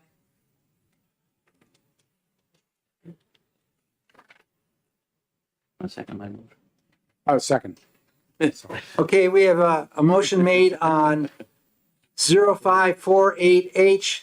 The motion made by Representative McGuire and second by Representative Erb. Representative McGuire. Thank you, Mr. Chairman. So this is a bill that had numerous pieces, and this amendment reduces it to just one specific one, which is the cap on spending in local schools, school districts. And the cap is based on the 5-year average appropriation as changed in the future by ADMR and also inflation over again, kind of with a 5-year smoothing. And in general, this addresses one of the biggest complaints by my constituents, and I'm assuming yours as well, which is the accelerating rate of property taxes, and most of which is the result of spending in schools. We have schools in the state. The average spending in schools is about somewhere between $21,000 and $22,000 per student, but we have schools that spend up near $30,000 per student, and we have schools that spend under $13,000 per student. And there's very little correlation between, if any, between performance and spending. There are schools under $13,000 per student that have performances above average, and there's schools below. There's schools that are above $29,000 per student and that have above average performance, and there's schools below. So there is not necessarily a strong correlation, if any, between spending and performance, but there is between spending and property taxes. And so this bill would limit the growth of that spending and therefore limit the growth of property taxes. Thank you, Mr. Chairman. Further discussion? Further, yes, Representative Luno. So thank you very, very much, Mr. Chair. So, we talked about this, this amendment, last week when all of a sudden this committee hit the brakes, on it. And it hit the brakes, I think, because of three, main points. And the first one was that it locks in the disparities that we have across the state when it comes to access to resources to fund school budgets. And we have some school budgets that are somewhere in the $15,000 per student, and we have other school budgets in other towns that are closer to $45,000 per student. So and those school budgets largely are at those numbers because different cities and towns have different access to resources. Some are more well-resourced than others. A lot of those have very strong budgets. Others struggle with the highest property taxes in the state and still end up with a budget that doesn't do right by their kids. That was the first point that was made. Second point that was made that I think was a very, very important point is that what do districts do about special education costs? Those are an absolute must-pay type of item, and so I would offer that since those are must-pay and regular education is maybe not must-pay, then regular education would suffer in districts that don't have the access to the resources that they need. So places like Newport would continue to suffer even more. Places like Newcastle would not suffer at all. It locks in those inequities because of the unfair budget landscape, because of the special education costs. And then finally, what type of look is this? We don't have to look very far than to the Kearsarge Regional School District and what happened during the first week of January when there was a budget cap, local budget cap in their deliberative session, and they had over 1,200 people show up for the deliberative session. 1,200, I think, voted against it and 100 for it. And they rejected that budget cap by an overwhelming sentiment of the community. So what the public is saying is they're rejecting that budget cap. And I'll tell you, Representative McGuire, you talked about a strong correlation. Well, I'll tell you, there's no correlation between what you just said about what your constituents are doing and what your constituents actually did to reject the budget cap in Epsom. So I think this is very short-sighted. I think this is very unfair. I think there could be a time when this type of thing, when a budget cap could be looked at. But first, we have to fix fair school funding so that we at least put every school district on an equal playing field where they have access to the resources they need so that they can have the budgets that they need rather than locking them in. Thank you. Thank you very much. Further discussion from the committee, Representative Popovich. I just wanted to thank my colleague from Hopkinton for, recapping the discussion we had last week, which was a reasonably accurate recap of the discussion, and also for bringing up the fact that a 66% requirement to override the cap, which is built into the law, can easily be surpassed because Kearsarge shows us that they were over 90% in favor of. The point I'm trying to make is that when there is a clear need, because we've been behind and now our properties are coming up and we can increase the budget more. When special education things grow unexpectedly and they are trying to crowd out part of the regular education, the town has a very straightforward escape valve of 66% that they can trigger, and the current data is that every vote that rejected the spending cap did pretty much by a much larger margin than 66%. So the relief mechanism is perfectly adequate, and it allows towns to address those very legitimate concerns that are being brought up. We are leaving it to the towns to decide. We are just making it a bit more difficult to keep increasing the taxes and the expenses the way it's done right now. Thank you. Further discussion, Representative Damon. Thank you, Mr. Chair. I'm vigorously opposed to this bill. As noted, it is perpetuating the existing very significant inequities between funding in districts now. This is the absence of a thoughtful, comprehensive approach to managing education spending. Districts already have the option to vote in a cap. A number of districts have voted down caps this year in a resounding way. Why are we talking about taking away their local control that we're forever emphasizing on other things? And I think to believe that it is a reasonable, easy thing to achieve a 66% majority, it is in no way easy. I was part of that effort in Kearsarge. I was a leader of the effort in Croydon 3 years ago. It takes a remarkable amount of time, energy, grassroots democracy, communication, and there is no guarantee. It's way too high of a hurdle. It does not benefit our kids to do this.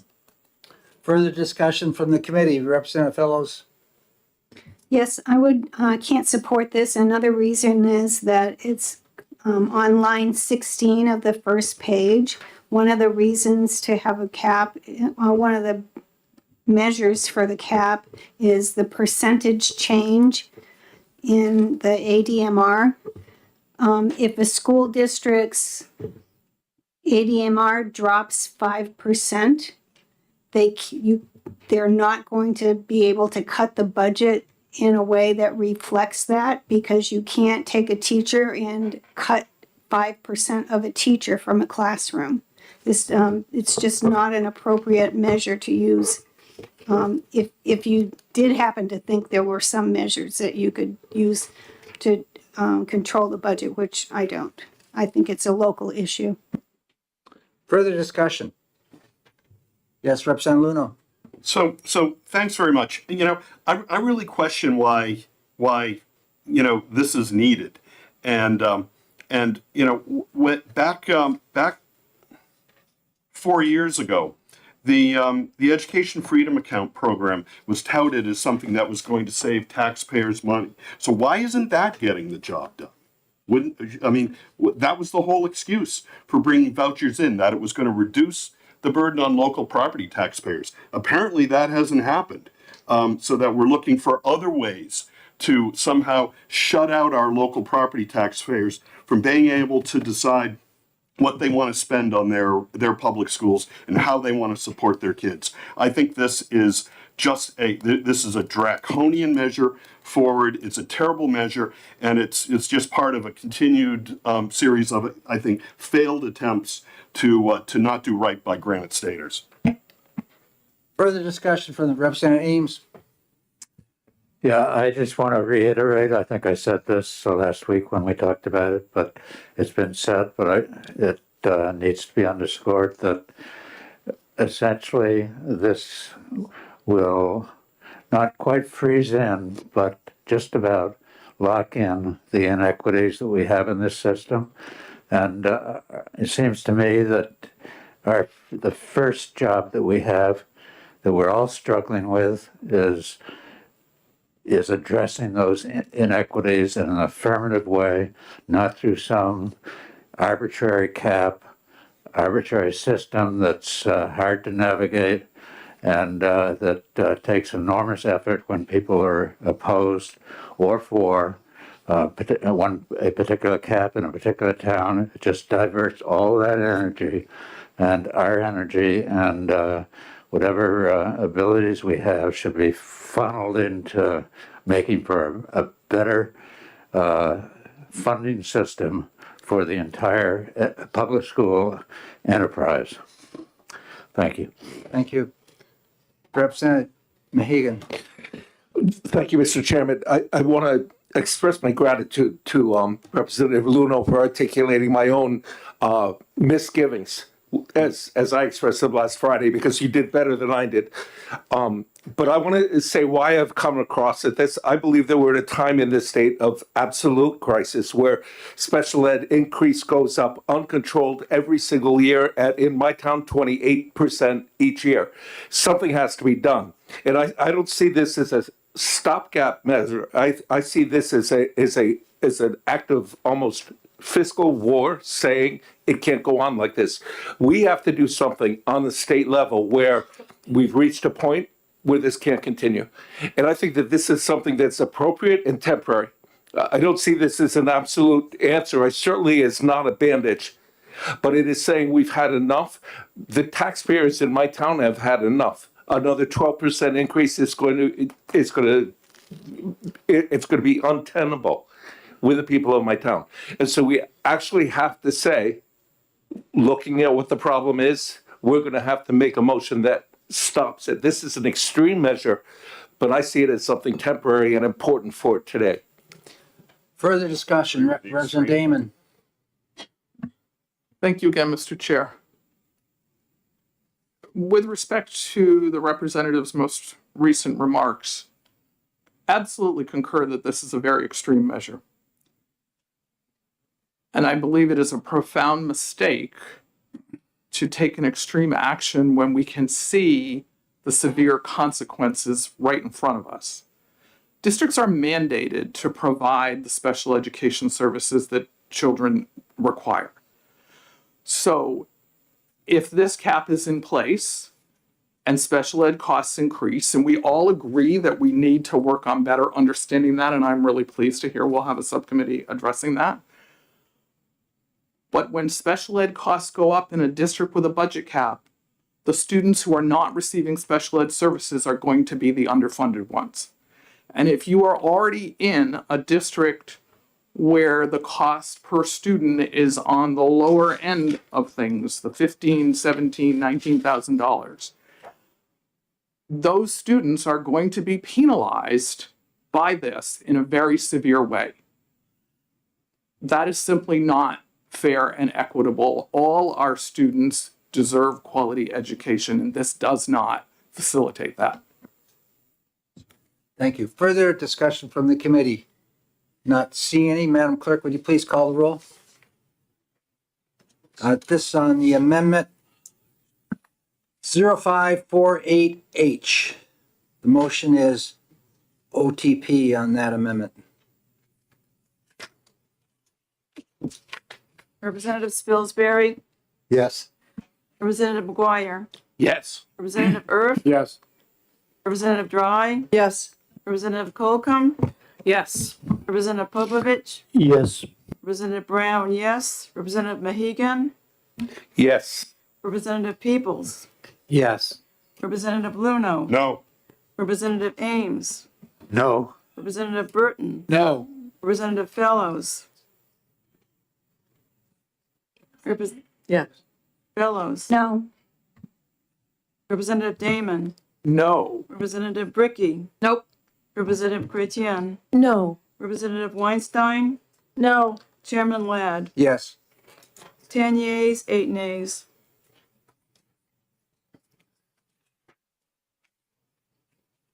Okay, Representative McGuire, do you want to make a motion here?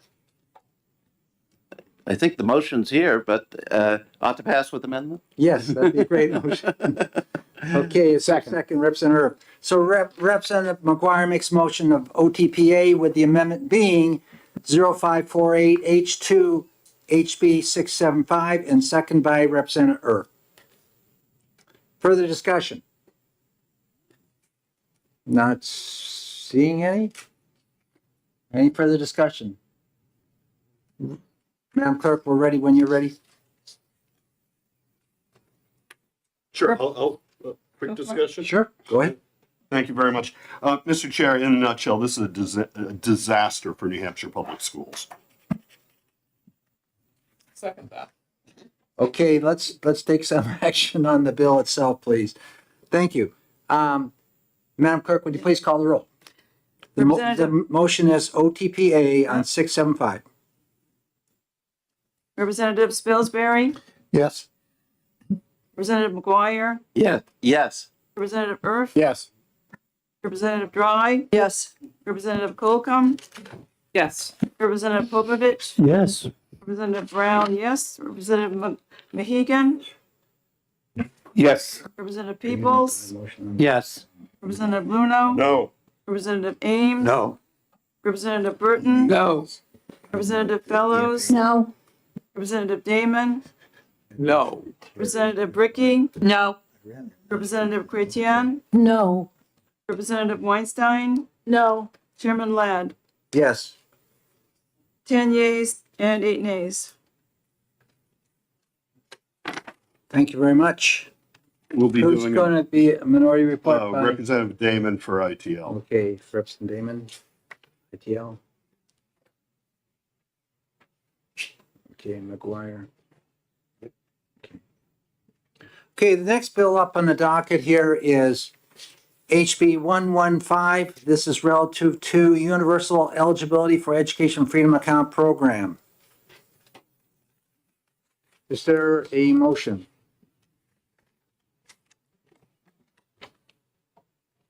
Okay, I'll pass the gavel off to you. Thank you. I am looking for a motion on HB 675. Representative Ladd. 115. Thank you. No. Representative Ladd, HB 115. Okay. On HB 115, I make a motion to OTP. Thank you. Second. Representative Papamitch Miller. Who's the second? Representative Papamitch Miller.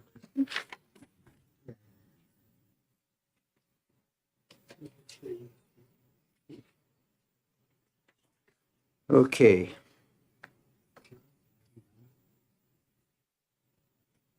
Well, so you got it now. I handed the gavel off because I made the motion. Okay. So we have the motion and the second, and do we have an amendment, Representative Ladd? Yes, we do. Yes, we do. I'd like to move OTP on 0651H. This is to 115. Amendment 0651H. Is there a second? Second. Seconded by Representative McGuire. No, we don't have it. Okay, what we got to do is hand that out. Who's got that? It was just correct.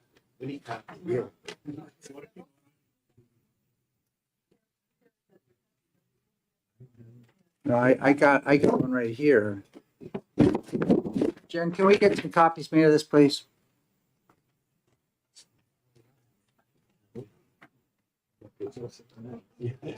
We had a whole slug of amendments on this thing. Yeah, yeah. Yeah. Well, we got the amendment here. So we're going to take, while they're running that off, we'll take a 10-minute break. Who moved that amendment? I McGuire seconded. McGuire second. Who motioned? I made the motion. Oh, you did. Oh, that's right, you did. The OTP was Ladd, Papamitch Miller. The Yep. amendment was Ladd, McGuire. Okay, thanks. Okay. Sorry. That's all I I think we did say earlier that I would make the motion on Yeah. but I would really rather not. That's Thank that's you very okay. It much. doesn't bother me one way or I've the got other. a couple of others here. Yeah, and there's one I said I do the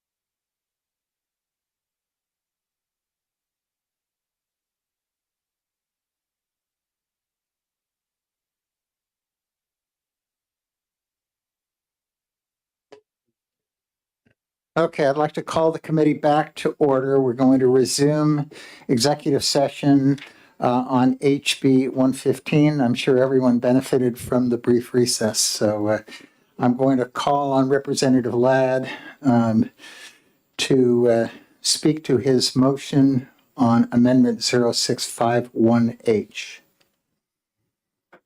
Thank you very much, Representative Spilsbury. The amendment, and I'll be very brief here. The amendment is brief. In fact, what it does do on line 7, right now, you know, the household income threshold level for eligibility, the median family income is set at 350% for an EFA, Education Freedom Account program. This amendment would propose that the 350 percent the median family income federal poverty guidelines set by the Federal Register would be increased to 400% for FY26. After June 30, 2026, there'd be no income threshold need be met in subsequent years for K through 12. So it basically is 400% for the first year, FY26, FY27, the EFA program becomes universal. Any student who's a resident meets other qualifications in the statute may participate in the EFA program. That's it. Okay. Further discussion on the amendment. Representative Luno. So thanks very much. For both those periods, FY 26 and FY 27, do you have a fiscal note and an estimate of the number of EFAs that would be open, or the number of students that would avail themselves of EFAs?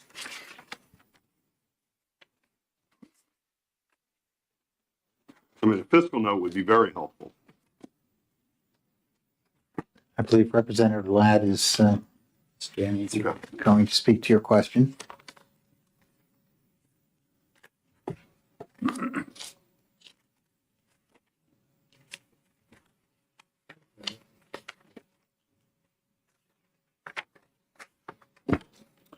Okay, in terms of the first year going up to 400%, I don't see a steep climb in students that are going to be doing that, seeing that most of the students which are coming from households that we're talking about 185 to 330%. Down to that is free and reduced. And so we're talking about few kids coming additional. It seems we're only upping by 50%. In the second year, we're opening up to all, and that includes those that are in private schools right now. And that's approximately 1,400 students in our state.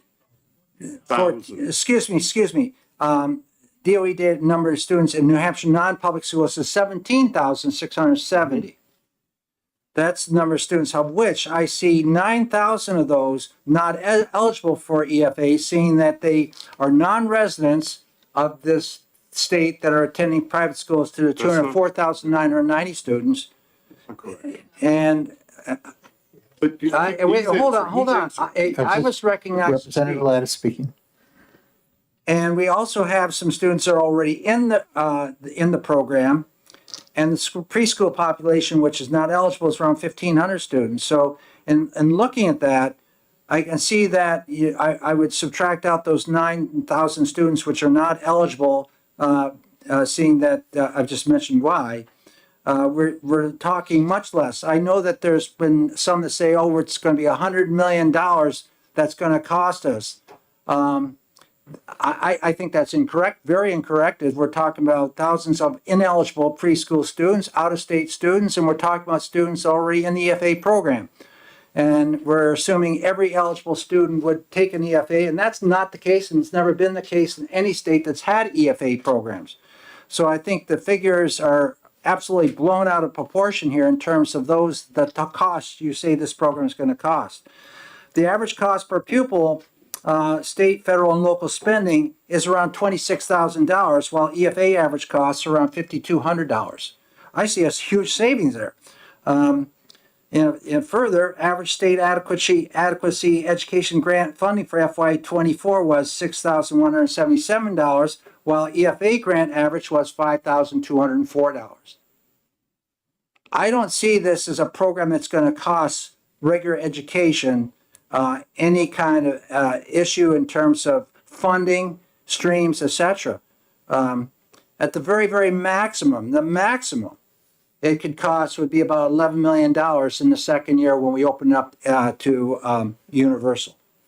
So, a few facts. You have follow-up on that? Yes, Representative Blumenauer. So thank you very much. So we've had the voucher program in place since 2021. 22, 23, no, 22, FY 22, 23, and 24. And we're in the fourth year of it right now. I think in FY 25, it has a cost to the state of about $27 million. Approximately, is that right? And so given the fact that you're estimating far less but significant savings, I was wondering what savings can you point to in terms of local taxpayers, in terms of what the program currently costing the state $27 million, how has that resulted in savings at the local level to date? We've got 4 years of data. Is that a question for me? It's a question. Representative Ladd, do you care to answer? I think we're never going to get to where we're all on board on this. I believe very strongly that there's a lot more to the EFA program than you're trying to drive at these costs here. I think you're looking at students that have not been successful in their current situation as far as learning in the schools they may be a resident of. Having this choice allows them to the flexibility to have programs where they're not being bullied, they're having the opportunity to learn in a way that's more appropriate for their learning style, with a teaching style that's appropriate for them. There's all kinds of reasons why this program has been successful, and I think the success is measured by the data that we're getting out of the Children's Scholarship Fund in terms of the testing which they're doing, the portfolios that they're having, and I hear oftentimes, why aren't you testing all these kids? Well, we don't do that in the public school system. K through 2, there is no statewide achievement test at all. The achievements that tests start in grades 3 and going upwards and up through 8th grade, and then once in 11th grade. There's more accountability, I believe, in what I see in the EFA program than I've seen in some public schools. In some public schools where we see the proficiency level in mathematics so very, very low, the proficiency scores in language arts being so low, why would anybody then want their 9-year-old child going to a 4th grade in a school where that proficiency is at that level? They're looking for options. And I think that's what we got to be looking at. We got to look what is the best fit for the child. It goes back to all the things we've done with education, tuition programs, to open enrollment programs, to all the areas that we've gone as far as alternative education. There's rationale and reasoning for it. I would hope that the education choice programs are showing that these programs are creating more competition between the public schools. Say, hey, we're going to have to elevate our product that we're putting out. And so there be it. I'm not going to answer your question in terms of dollars and cents. I'm answering in terms of what is best for the child and the parent. And Mr. Chair, so I had a couple of questions, but I would like to get a comment in. So Go ahead. thank you very much, Mr. Chair. So currently at when the program started at 300%. I think in the second year, the program drew about $13 million in state funds. It went to 350% and then drew $27 million in state funds. So going to 400%, I would expect at least that level of increment in the first year. So now I want to swing it into the second year. That there are, according to the Department of Education, the number of New Hampshire students attending private schools, non-public schools, is 16,614, and the number of New Hampshire kids in home education environments are 3,091. Adding both those two numbers together and multiplying by what Representative Ladd said, the average voucher of $5,200 comes out to approximately $102 million. So I think that's actually reasonably arrived at cost assessment for this. Now I want to talk about the kids who are actually leaving the public schools. That's some information, believe it or not, that you can actually get from the Department of Education. Because thankfully we had these things called phase-out grants that provided state dollars back to public schools for every student that left. And when you look at the phase-out grants, it becomes pretty clear that fewer than 5% of the students in the Education Freedom Account program actually left their public school to take a voucher and to seek some alternative to their public school. What frankly has me puzzled right now is why on the Children's Scholarship Fund FY24 990, so this is the non-taxable entity filing that every 501c3 has to file with the federal government. They show that they owe the state back, the state of New Hampshire, almost $1 million in refunds. And I'm wondering if those are from closed EFA accounts after a student has left their public school and then realized, oh, this wasn't a good decision, and go back into their public school, because I think that's one of the reasons why EFAs can be closed. So I think a really careful analysis on this shows, and a very well-reasoned analysis based on the DOA's own numbers, is that the program in the first year would see at least 15, most likely a 20 million, so this is FY26, 15 to $20 million increase in state costs based on students who are largely already attending private schools. That in the second year, when the income limit is completely blown away, and now 16,614 kids in private schools, followed by another 3,000 plus in home schools, would be eligible. That would go up to 102 million, and frankly, based on the program's history, hardly anybody is leaving their public schools to take a voucher, and I think even a good percentage of those appear to be returning to their public schools, given the liability that the nearly $1 million liability that the Children's Scholarship has to the state of New Hampshire. Thank you. Representative Fellows, did you have your hand up? Yes. Since Representative Ladd didn't want to respond with the numbers, I just thought I might share my thoughts on that. I frequently hear the average expenditure per pupil, which is about $23,000, come up as a comparison to the cost of a voucher. And they have nothing to do with each other. I think many people in the public think that somehow the state or school districts are saving the difference between those two numbers, and that's totally not true. The difference, the comparison that's happening that should be considered is that whatever is paid out in a voucher is an expenditure by the state.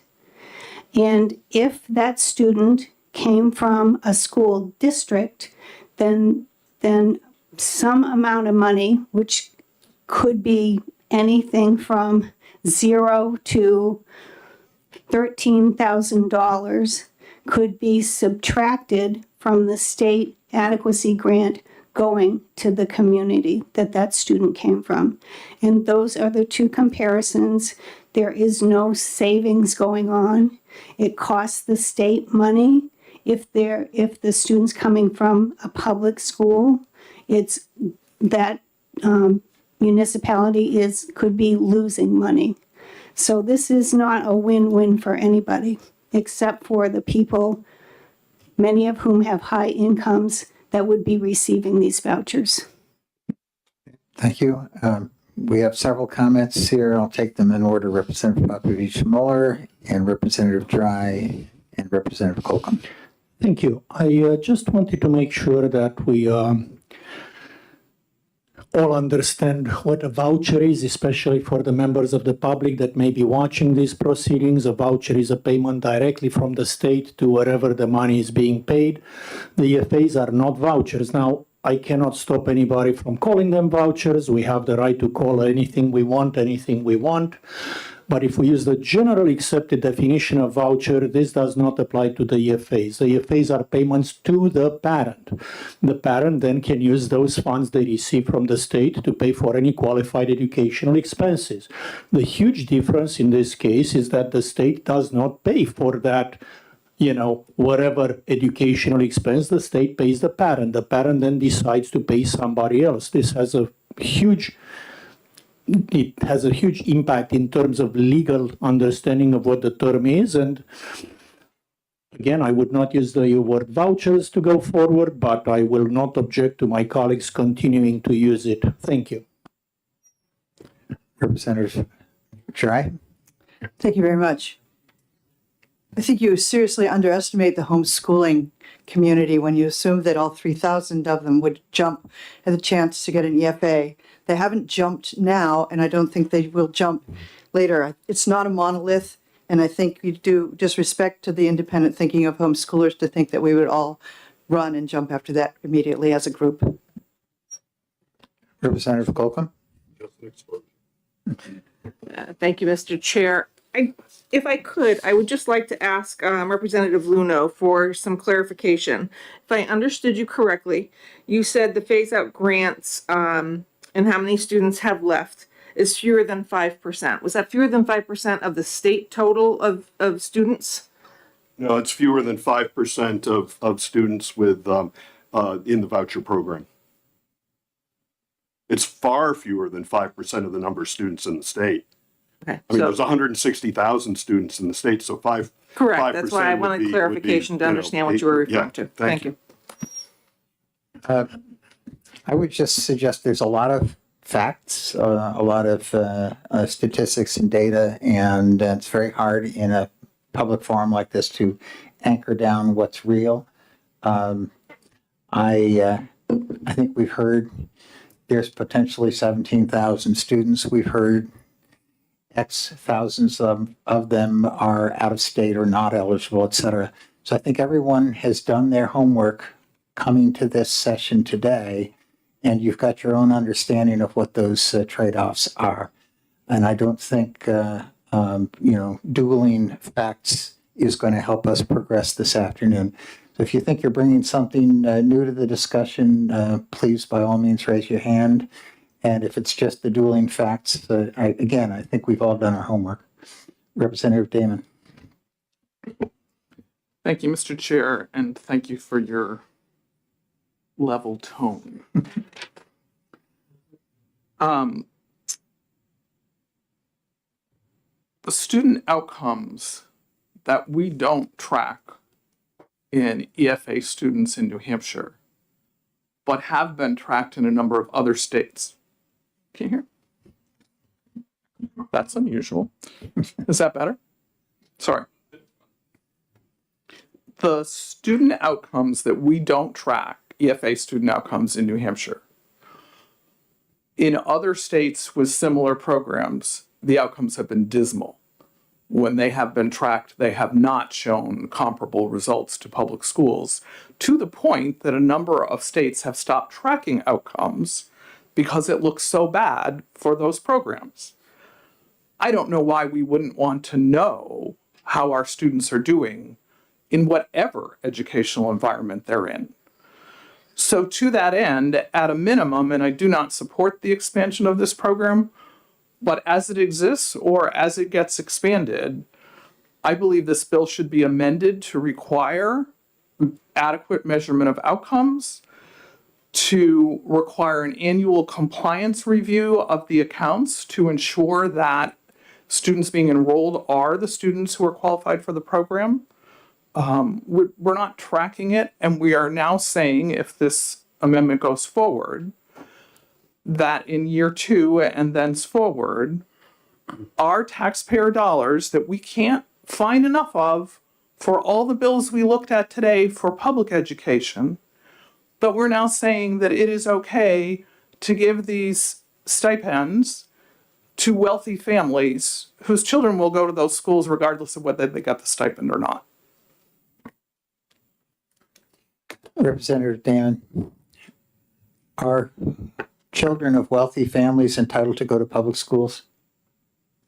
All children are welcomed, and all public schools required to take all children. Thank you. Okay, yes, Representative Brown. Well, Representative Damon, perhaps we're reading different reports on success of EFAs. But first of all, the state is paying for EFAs, but to simply claim it's a welfare program is absurd. Article. Not say that. I know. I will get to my point. Addressed it to me, so I want to clarify. I will respond to your Representative Brown has the floor. in a moment. But the comment that this is just a subsidy and it's a welfare program is absurd. I just want to make that point in general. I know you didn't say that, but it was mentioned that this is just state paying money and it's not really, helping students out. Because Article 83 says we'll cherish public education. We will not cherish public school monopolies. And parents have found that public schools have been revealed to push DEI, CRT curriculum and sexually inappropriate material in their schools, and EFAs assure that every child achieves maximum success and parents have a say in the schools their kids go to.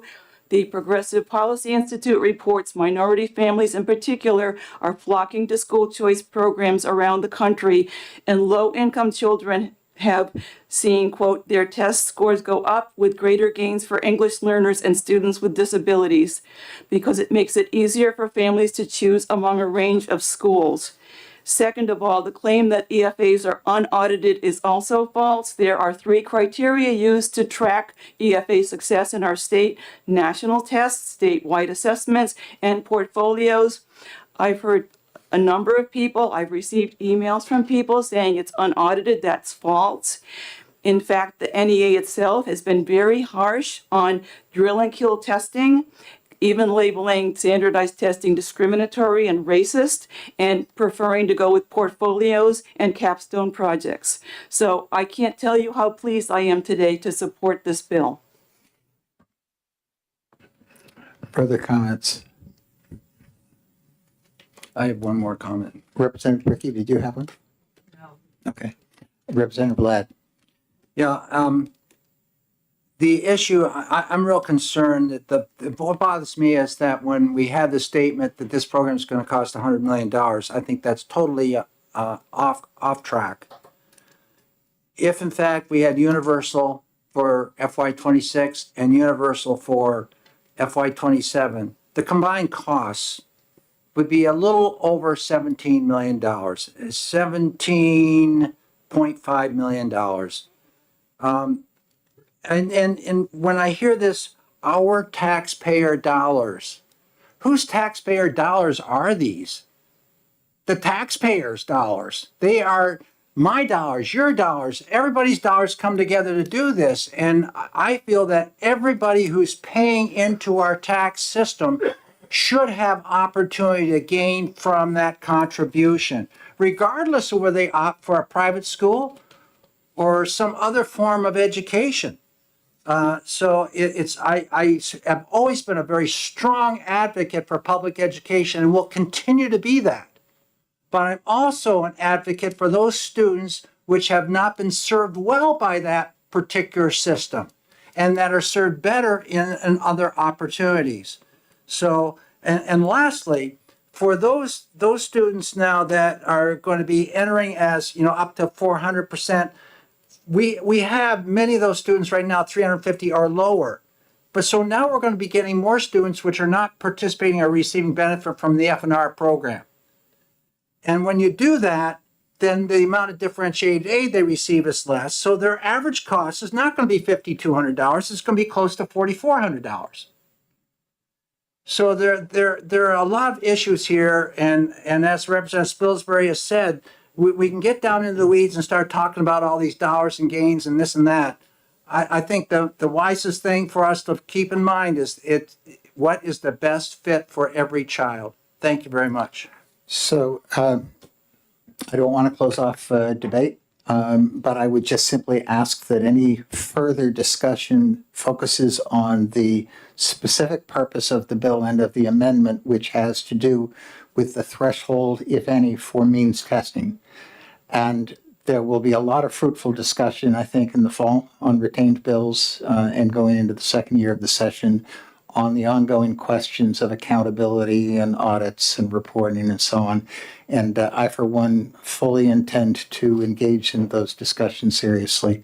So are there further comments on the question of the bill and the amendment, which is the means testing percent? Yes, Representative Luneau. Thanks very much, Mr. Chair, and I appreciate your comments with regards to the second year of this session, because we are expecting a performance audit from the state auditors, part of the legislative budget office, and I think they'll probably have a number of recommendations that go along the lines of what you talked about, Mr. Chair.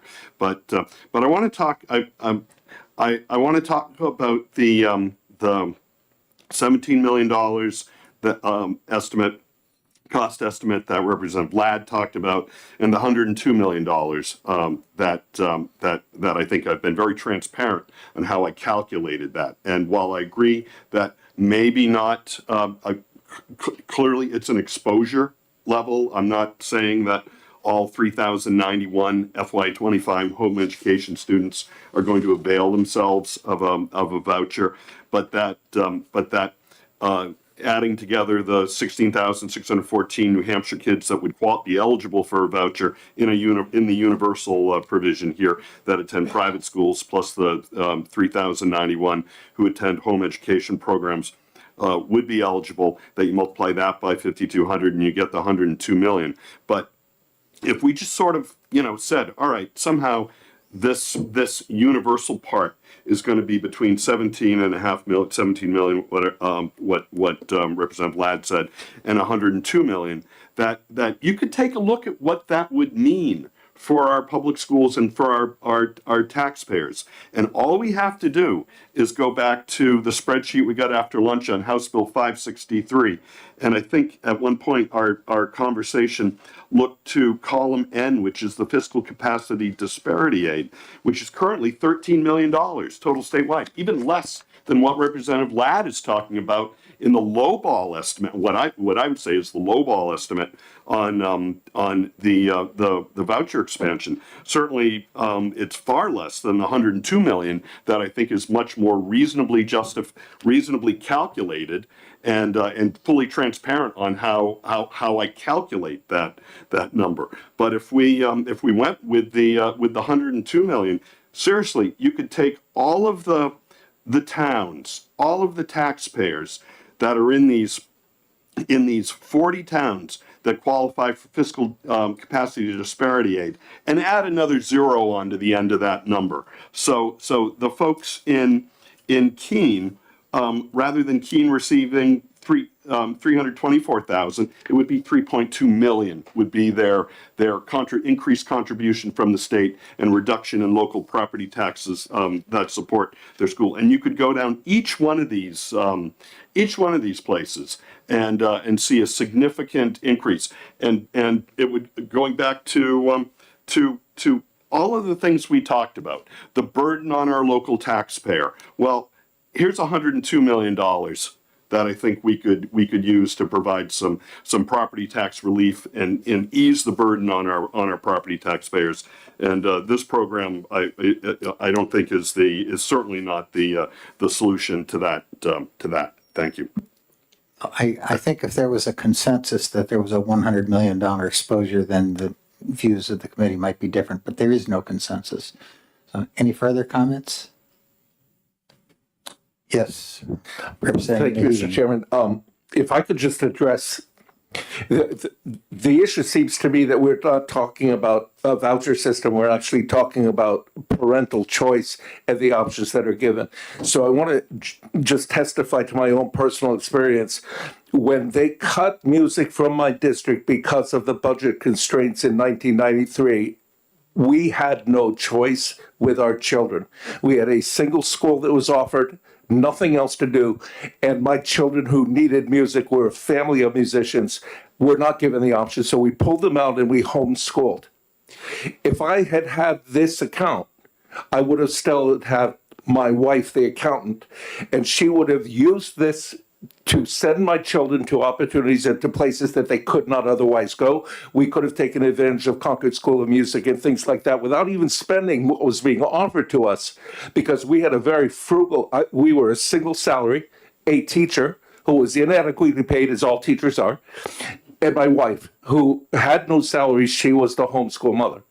So our choice was to do the best we could with what we could, and this would have increased our ability to do the best for our kids. And when we were done, my children came and joined me because my colleagues are the best people I've ever worked with, and my children all went through Pembroke Academy, and every one of them was in honors classes throughout, AP classes throughout, and my son was the drummer for the high school band when he was in 5th grade. Thank you, Mr. Chair. Representative Popovici Miller. Thank you, Mr. Chair. I will be brief. Two things that I want to make sure are on the record. We did increase education spending last term by $193 million on a declining overall enrollment. So it's not like we are not funding public education. If anything, it was the biggest increase that I can think of. And second, I appreciate the question of how could we possibly reduce taxes with another $102 million, I believe the number was. I'd like to just state on the record that a couple of terms ago, we did exactly that. We reduced SWEPT by $100 million, and the impact on property taxes has been invisible. So we already know that taking $100 million less from the towns does not lead to a decrease in property taxes, because those school budgets just inflated immediately to accommodate for all that and more. So, facts should be on the record. Thank you. Okay, any new ground? Just to respond to the SWEPT Go ahead. question. Thank you very much, Mr. Chair. So very interesting. The $100 million cut to SWEPT was done on a uniform basis to reduce the SWEPT rate, that would the equalized rate for all properties in New Hampshire except utilities, right? Yeah. Yeah, all property except utilities and railroads. And so very interesting, because in contrast to fiscal capacity disparity aid, which talks about communities, which addresses communities with the least resources, where the biggest tax cuts were because of the $100 million SWEPT, were in places that are tremendously resourced, because the SWEPT is such a significant portion of their property tax. So thinking about cities and towns that are fortunate to have a lake or an ocean in their communities, they saw tremendous tax reduction when the SWEPT was cut. But for places that had very high property taxes, like Newport, which I think all in was paying at the time close to $50 per thousand, and I don't remember what the number was, a 75-cent reduction in their state property tax didn't do much for them, but it did a tremendous amount for places with lower property taxes. So there's no way you can compare that $100 million SWEPT cut from 2021, 2020, 2021, something like that, to what we're talking about with fiscal 2022, I believe. Yeah. Okay. Thank you. So fair enough, but off point.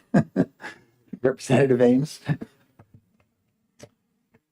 Yeah, there's clearly division on this issue and different perspectives on the value or lack of value of the EFA program or the voucher program, depending on your choice of wording.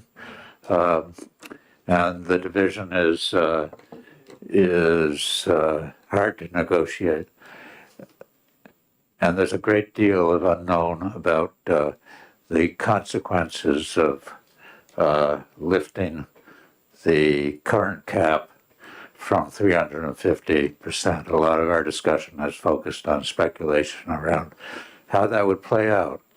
So I'm sitting here scratching my head, wondering why the proponents of this bill are asking us to jump all the way, to throw away the cap, not in the first year. That's, I guess, a compromise, going to 400, but then it's gone, which means that the millionaire or the billionaire or the high salaried executive who's on his way up or her way up will be able to bill a part of what they're paying already for the private school education of their children, will be able to bill the state for that part. It seems imprudent, fiscally irresponsible to jump like that into a cost escalation that will be out of control. It will either go way up, as some of us think it will. I share the views that have been expressed on that side of it, or maybe not. But why not start at a lower level? I'm not asking for that because I don't think the whole thing is a good idea, but that's the way I see this leap that you're asking the state to take into the unknown. I'd like to offer a counter perspective, and it's not one that I think is intended to persuade you or to change your view. But the counter argument is that those who have been the primary proponents of EFAs have reasons, many of which are not quantifiable, and never intended for this particular program to be means tested. And it was means tested when it was enacted in 2021 as a compromise at the time to get enactment. And the goal is to not have it means tested, just as we do not means test admission to the public schools. So if the state is making a commitment, whatever that figure is, let's say it's an average of $5,200 per student, the opposite viewpoint, again, I don't expect it to persuade, but the opposite viewpoint is simply that fund, that amount, is following the child. And I think so we've come to a point where we probably have expressed everything that needs to be expressed, and there may be, in fact, two different philosophical viewpoints. So does anybody else want to weigh in before we have a vote? Yes. Representative Burton. Thank you very much, Mr. Chairman. I'm just curious, given what you just said, being a former financial aid officer at the university, for public education and private education, we means test people to get financial aid. And so, and I did 2,000 or 3,000 applications when I was in that business. Some people came in with high incomes, they didn't get any aid because we wanted to save the aid for the students who needed it. Why wouldn't we means test if that's, I'm not a big fan of this. All of my constituents hate it, okay? So let me start from there, but I respect everyone's opinion. But why don't we means test the families who are applying for EFAs? I sent one of my kids to private school. I admit it, because he wanted to speak Russian. I never thought to ask the state to pay for that. That was my wife's decision, my decision, and my kid's decision. So that's the two. Why don't we means test the parents who are sending their kids for EFAs? Well, it's food for thought, but you are speaking about the university level, the higher education. Thank you. Representative Mahegan. I'd like to take a stab. Thank you, Mr. Chairman. I'd like to take a stab at answering your question if I could, because there are a couple of indiscrepancies that we're not talking about, like the elephant in the room. If a child is mandated to go to a public school according to IDEA, and he's sent off to a school that costs $250,000 a year, we don't needs test that child. The town pays for that child. But if we're looking at families and we're saying we need to need test them, we're not need testing them to put them into the public school. They need the public school. In this case, we're acknowledging that sometimes the public school doesn't offer what that particular child needs. And therefore, we're offering the parents a choice that's not the $250,000 private school that is mandated by the state if it's special ed IEP involved. But we're giving the family a choice that says, do something else, and here's some of your taxpayer money, some of the money you paid into taxes that you can use for your own children. Thank you. Thank you, Mr. Chairman. Representative Damon. Thank you, Mr. Chair. I just want to acknowledge. Oh, so weird. I just want to acknowledge that in the online testimony on this bill, there are 3,414 people opposed and 791 people supporting. Thank you for that information. Okay. Representative Peoples. I wasn't going to say anything. I was going to hold back because there's a lot of conversation going on. But it occurs to me that the one thing that we keep talking about when we put them into like little cubicles or cylinders or columns or whatever is public schools, charter schools, and EFA students. They are all children of the state of New Hampshire. They all should be treated equally. If I floated an email out there just for response over the weekend with some of my colleagues saying, why don't we just throw the whole thing away and fund every child at $7,500. They all get $7,500 and they could spend the money wherever they wanted for their education. We're trying to get our students educated in the best way fashion that's good for them. Providing choice like this seems to be a no-brainer to me. We shouldn't be discriminating against the kids who want an EFA, no matter what their financial situation is, just like we don't on kids that want to go to public schools. I just think that we should treat all students fairly and not discriminate against any of them. Can I just clarify one point? Yes, Representative Burton. Earlier, I think our chair, and I respect everyone's opinion, mentioned that students who weren't functioning well in public schools deserved a place to go when the EFA was away. Yet, I think I heard that 70% of the students who got on EFAs were already in private schools. They weren't in more than that. So I'm not sure how that, unless all of the students now going into EFAs are coming from public schools, maybe they're coming from private schools that are out of state, maybe. Your parents are paying for it. You're paying big money for it. I was just curious about where that came from. The other point, I used to major in economics, and I remember step functions. Do you remember step functions from your economics? Whereas if we take so many children out of a classroom, you still have to run the class. So the cost per credit goes up. For students, every school, when students are taken out of the school, the cost per credit goes up unless you eliminate the course. And that takes a course away from the other students who are in the public school building. Thank you. Valid comment. And what you're saying is that the cost of educating a student is not a purely variable expense item. It comes in plateaus with fixed costs and capital That's not what I assets and said. teacher classroom size, et cetera. So, fair comment. Appreciate it if you don't tell me what I said. Thank you, sir. Okay. There are clearly divided views. I think the views have had an opportunity to be aired.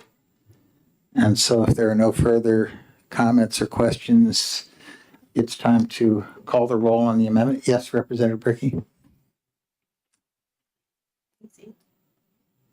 I just am having a hard time dealing with the fact that we're talking about not discriminating today. Yet last week, when we were looking at feeding all children, we talked about that whole thing about discrimination never came up. I am disgusted. Thank you. All right. The clerk will call the roll on amendment 0651H to HB 115. Chairman Spilsbury, Yes? Representative McGuire, Yes. Representative Earth, Yes. Representative Dry, Yes. Representative Colcom, Yes. Representative Popovich, Yes. Representative Brown, yes. Representative Mahegan, Yes. Representative Peoples, Yes. Representative Luno, No. Representative Ames, No. Representative Burton, No. Representative Fellows, No. Representative Damon, No. Representative Bricky, No. Representative Chrétien, No. Representative Weinstein, No. Chairman Ladd, Yes. 10 yeas, 8 nays. Okay, the vote on the amendment being 10 for and 8 against. I will look to Representative Ladd for a final motion. Thank you very much, Mr. Chairman. I'd like to recommend OTPA using Amendment 0651H for HB 115.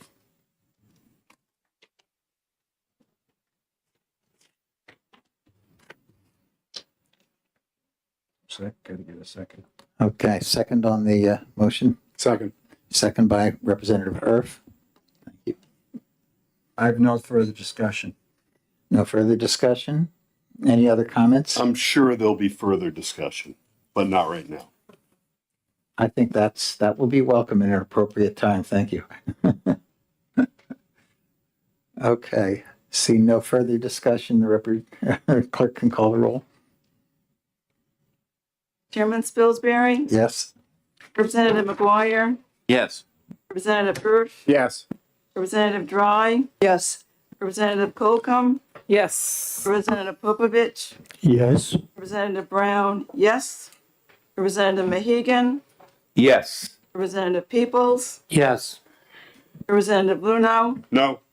Representative Ames, No. Representative Burton, No. Representative Fellows, No. Representative Damon, No. Representative Bricky, No. Representative Chrétien, No. Representative Weinstein, No. Chairman Ladd, Yes. 10 yeas, 8 nays. Okay, so the motion carries OTPA 10 to 8. And Representative Ladd, you'll write the majority report. And who would like to write the minority report? Yeah, no, I'll be doing them. Representative Luno. Thank you. Okay, that ends the executive session on HB 115. Thank you very much, Representative Spilsbury. Before we leave, I want to let everybody know that we will be meeting next on February the 12th. February? Excuse me. Long day, guys. March the 12th, most likely at 10 o'clock. I think that's the time we put down. We will be addressing the remaining bills which have to be out of committee by March the 20th. And so we will be execing those remaining bills that I think you're all familiar with. I don't have them in front of me right here. But so just know on 3/12, we will be meeting, and these bills are 137, 237, 354, 443, 461, 549, 656, and 729. I believe that's all been sent out to you earlier. We had a original date of the 11th voting day or election day, and that was canceled, but the same bills have just been carried forward to the next Wednesday. So the following week, we have to have those reports out. So that's what we have on the docket in front of us. And I will be developing some subcommittees here, and I'll get together with everybody when we meet next for, imparting the names to folks right here. Representative McGuire. Thank you, Mr. Chairman. So for the purpose of my scheduling Finance Division 1, is it a portion of March 12th that will be here, or? Well, see, on the Thursday, we have a session day, and then I can't. So what? Is do you it mean? just morning? You're meeting in the morning? I'm asking how much of the day do you think this committee will need on March 12th? Well, we can't do it you don't want to do it on the 11th, do you? You need it? Yeah. Well, we need to get it done. No, so Is the 11th an option? yes, the 11th is an option for some committees that have had that approved. I'm not enthralled by I it. can ask for that approval for Division 1. I mean, Yeah, I know it. I know that the finance has already gone that route. We could do it on the 11th, but it's being frowned on doing that So, because we have other people want to attend from other Right. committees and from the House Right, and from the I'll public. schedule Finance Division 1 on the 11th. Thank you. That's, we know how finance works. yeah. So, I mean, I have town meeting on, Yeah, we're not going to do it on the 11th. So it's the 12th, we have it scheduled. The other item, I don't have my calendar in front of me. Of course, we always do it on the Friday following session. Let me look. And I would prefer to hear what Representative Damon said. Let's do it on the Wednesday. If we did that, we could try to coordinate with people in finance. If they're doing it all day long,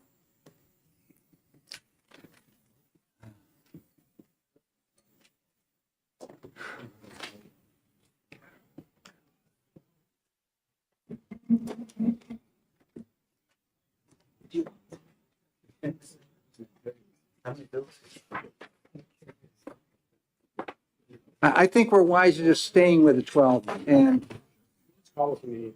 and yeah, we're going to have it on the 12th and we'll just call people down when we get to the point where we're voting. Or we could even get, where you're obligated to be in another place too, we could get subs. If you're on dual committees and doing it at the same time. So we'll work that out. So, yeah, we're setting it up. We're not changing from the 12th. Yeah. Pardon me? Oh, yeah, there's a room available. We would be going probably down the hallway here. Yeah, there's a room available. I've already checked out. So we're good. So I guess that takes care of today's work. And thank you very much and have a safe drive home. Alerts due tomorrow morning? Yeah, 10 o'clock, please, is at the latest. Yep.